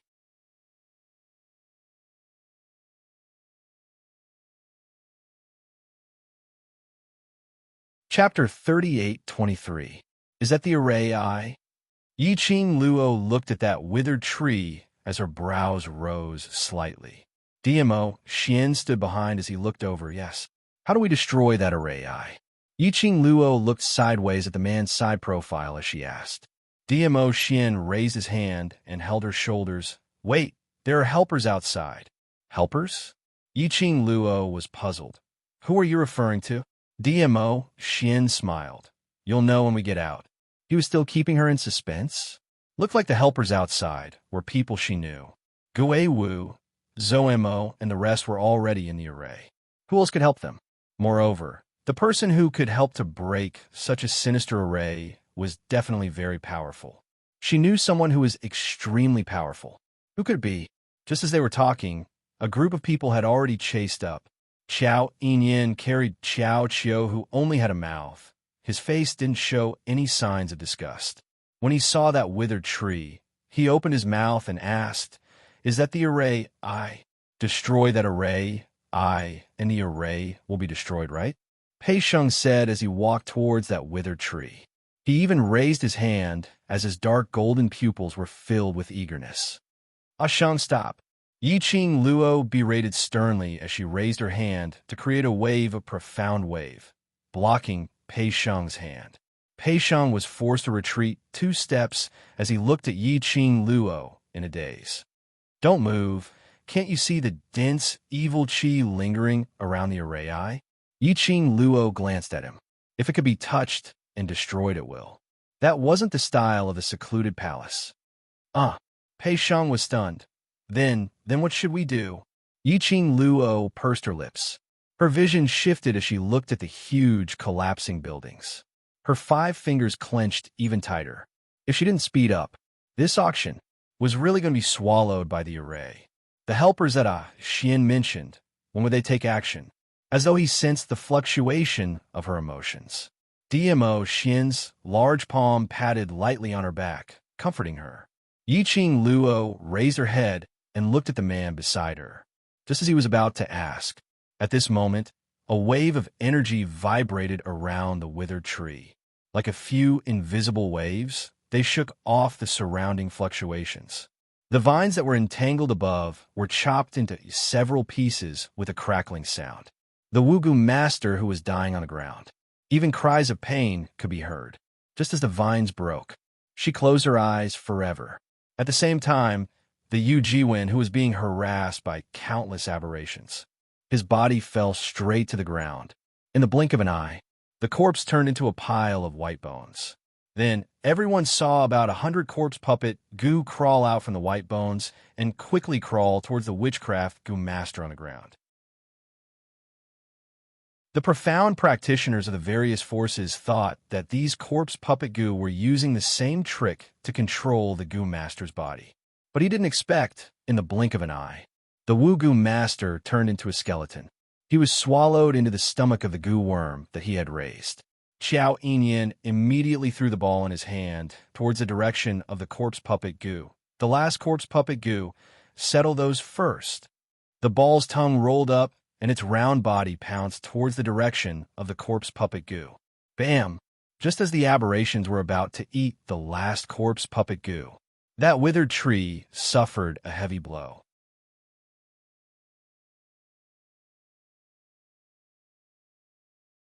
Chapter 38:24. Yiqing Luo and DMO Xian were the closest.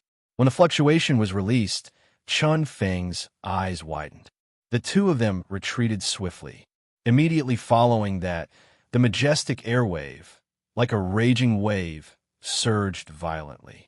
That withered tree shook more and more, as though it was about to crack.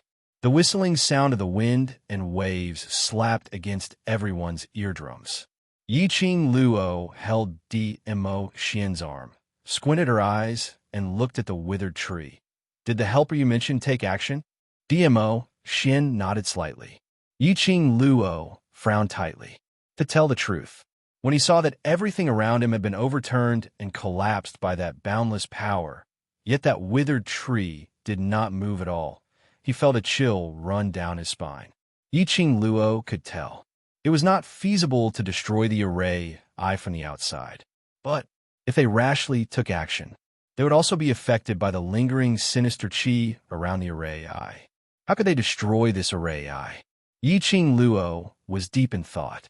Perhaps the helper outside the array was a little too impatient. That withered tree shook violently. The originally withered tree branch, with a kacha sound, actually broke off. That broken branch rolled along with a strong wind. It wildly turned into a sharp blade, directly piercing towards Yiqing Luo's face. The speed of the sharp blade was extremely fast, and the lingering, profound ray was very shocking, as though it was going to pierce through the sky. Yiqing Luo only had time to see a trace of silver edge as it flashed past her eyes. A strong, murderous intent spread out in front of her. She wanted to dodge, but it was too late. Immediately, she raised her hand.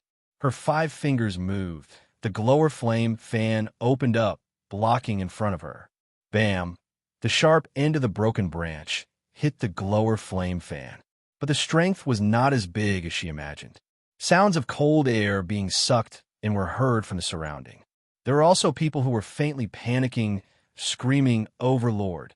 Yiqing Luo's gaze moved and saw in front of the glower flame fan that broken branch was firmly held in the palm of a large palm.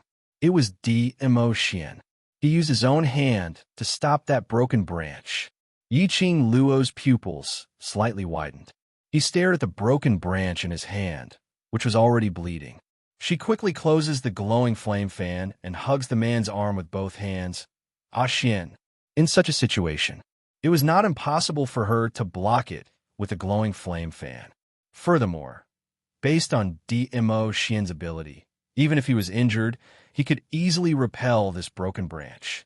However, he chose to use the most direct and also the most stupid method. Dmo Xian moved his fingers. He furrowed his brows slightly. Yiqing Luo's eyes almost turned red. Does it hurt? It doesn't hurt. Dmo Xian let go of the broken branch. His palm had already been scraped by the force of the broken branch. Flesh and blood flew everywhere, looking extremely horrifying. Yiqing Luo's eyes turned even redder as her words started to choke. Are you an idiot? Why are you blocking with your hand? Dmo Xian allowed her to hug his arm anxiously. He lowered his eyes to look at her with a doting gaze. Looking at her anxious and touched expression, he lowered his head again. His chin rested on her hair. The corners of his mouth twitched. Not knowing if it was because of the injury, his voice was a little deep, sounding very magnetic. I didn't think so much. Yiqing Luo didn't know how to answer for a moment. Concern causes confusion. The more worried a person is, at the most critical juncture, the more unable to keep calm. Almost could only rely on the body's instinct to move. Even to calm, Dmo Xian. When he met with her, he was still unable to keep 100% calm.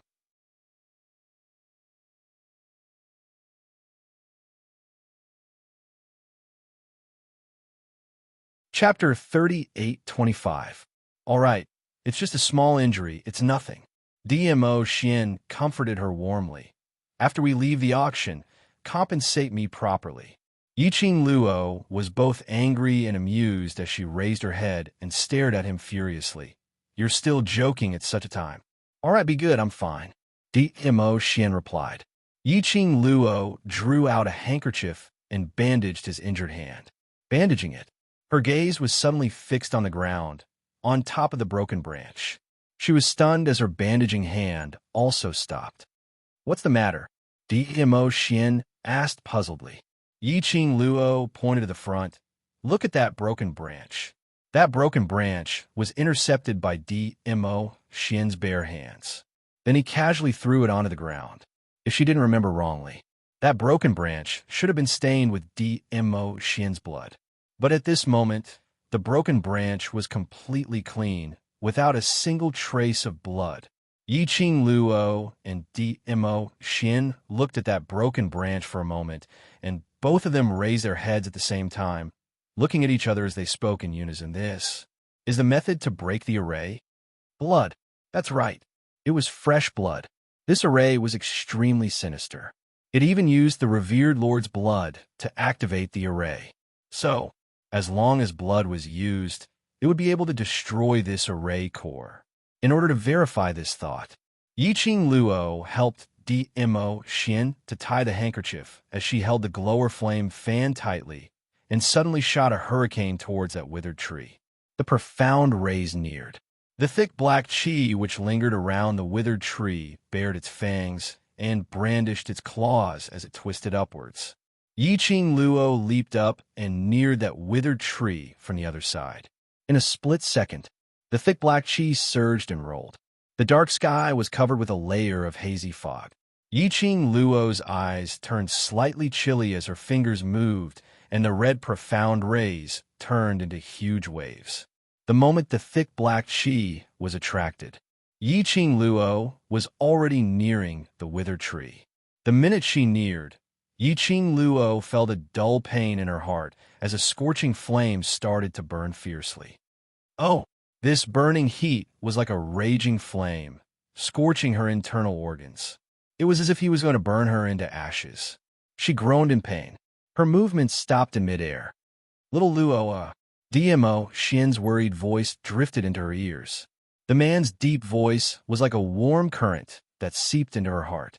It also alleviated the burning sensation in her chest that felt like it was being torn apart. She closed her eyes slightly. He steadied his mind. She turned around and looked in their direction, revealing a faint smile. The hurricane moved. The wind blew her hair, her dress. Like a blossoming rose, incomparably gorgeous. Clearly, his face was so pale. His brows were tightly knitted, as if he was enduring some sort of pain. But she was still smiling. His smile was firm, and it made one's heart surge with lofty sentiments. I'm fine, don't worry. Since I've promised to walk out of the auction in front of everyone, I've promised to destroy the palace of gloomy darkness plan, so I'll definitely do it. Her voice was soft. It was like a feather fluttering in the wind, and it seeped into everyone's ears. After Yiqing Luo finished her words, she took a deep breath and forcefully endured the pain within her body, which made her combusted and made her blood boil. He turned into a streak of light and approached the withered tree. The nearer he got, 3 steps, 2 steps, 1 step, Yiqing Luo felt that there was an indescribable impulse surging within her, as though it was summoning her, as though it was urging her to do something.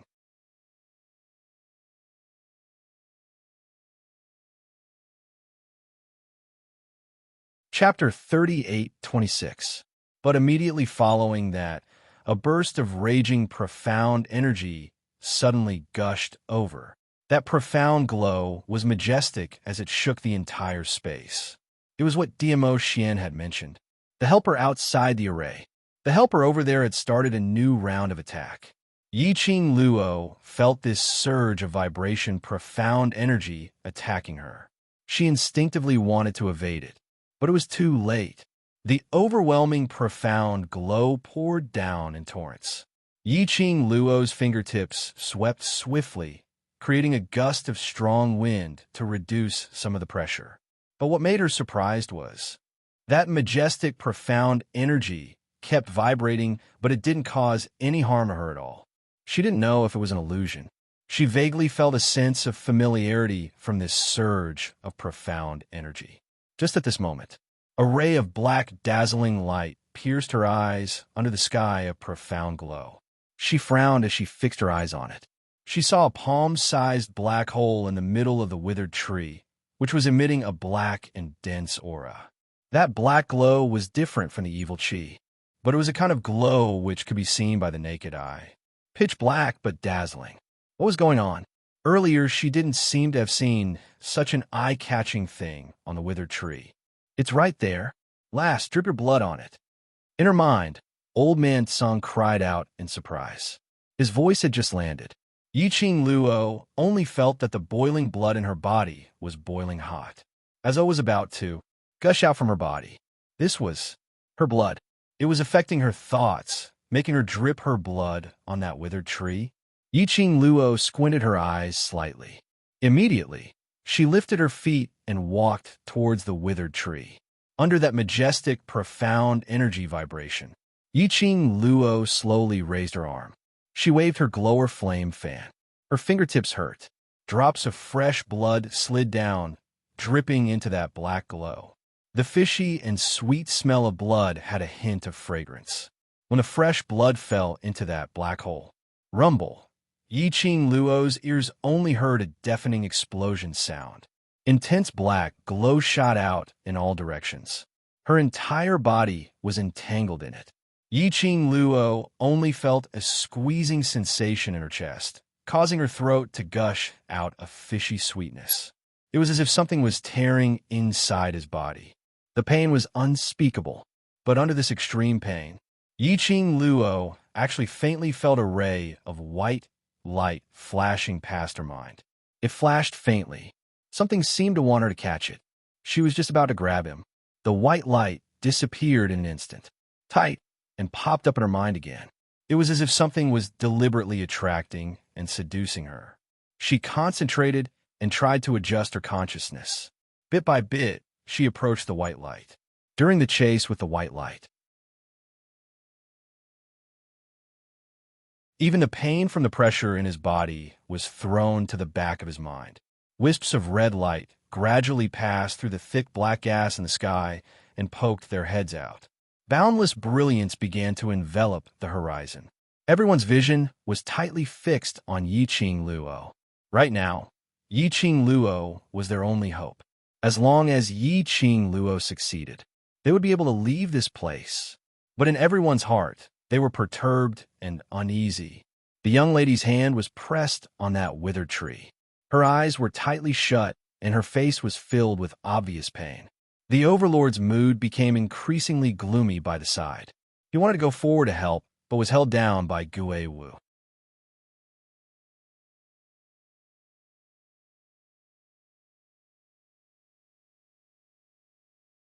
Chapter 38:27. He was afraid that Yiqing Luo wouldn't be able to bear this kind of pain. He couldn't break out of the formation. In the surroundings, the majestic and ferocious dark force was still vibrating wave after wave. On the Nether Prime's side, the thick black gas was still flowing along with the blood that was splattering everywhere. The formation eye and the various forces collided with each other. Yiqing Luo's face turned paler by the minute. Originally, he had fought several rounds of battles in the auction and was already exhausted. Moreover, in the space of consciousness, she had used too much power, which was extremely damaging to her body. Now he was bleeding and suffering from the crushing pain of the withered tree. He chased after the white light in his mind again and again. Yiqing Luo only felt that her consciousness had gradually turned blank and started to blur. His four limbs felt heavy, as if they weighed 1,000 kilograms. That white light seemed to be teasing her. He stuck his head out. On the other side, it appeared indistinctly. She furrowed her brows, and her body trembled slightly. His palm, which was pressed against the withered tree, felt a stinging pain. It was as if there was a suction force firmly sucking her palm. Her breathing also gradually became weaker.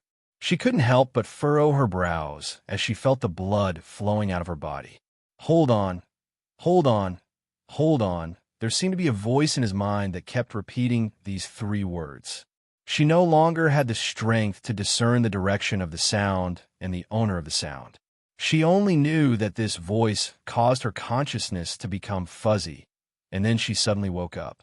Yiqing Luo's breathing became smoother bit by bit. He struggled to maintain his consciousness.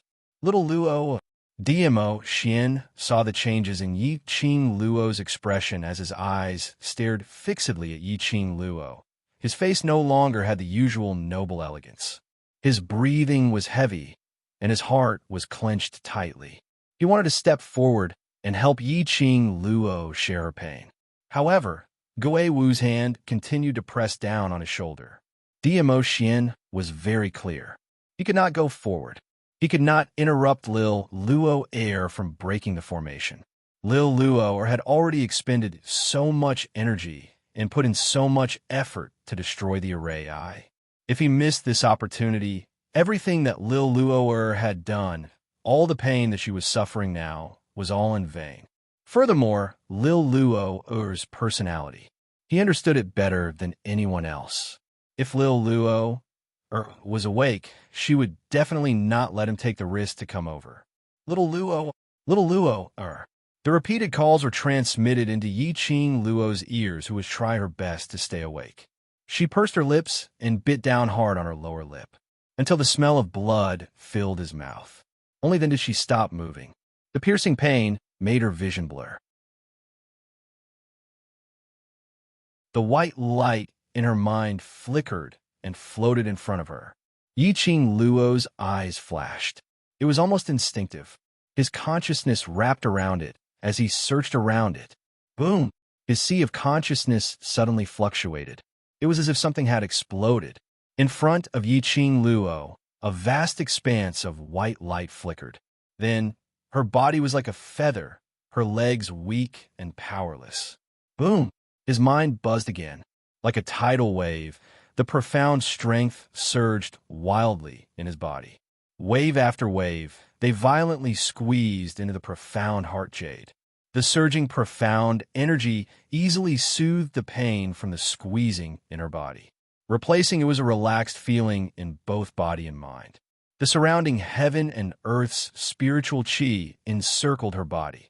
You're tuning into the Romance Rendezvous YouTube channel. We're so grateful for your support, and don't forget to subscribe to join us on this incredible journey through captivating stories. Your generosity through donations truly makes a world of difference, as it's the primary source of revenue that allows me to expand and enhance this channel for you. Thank you from the bottom of my heart for being a part of this adventure.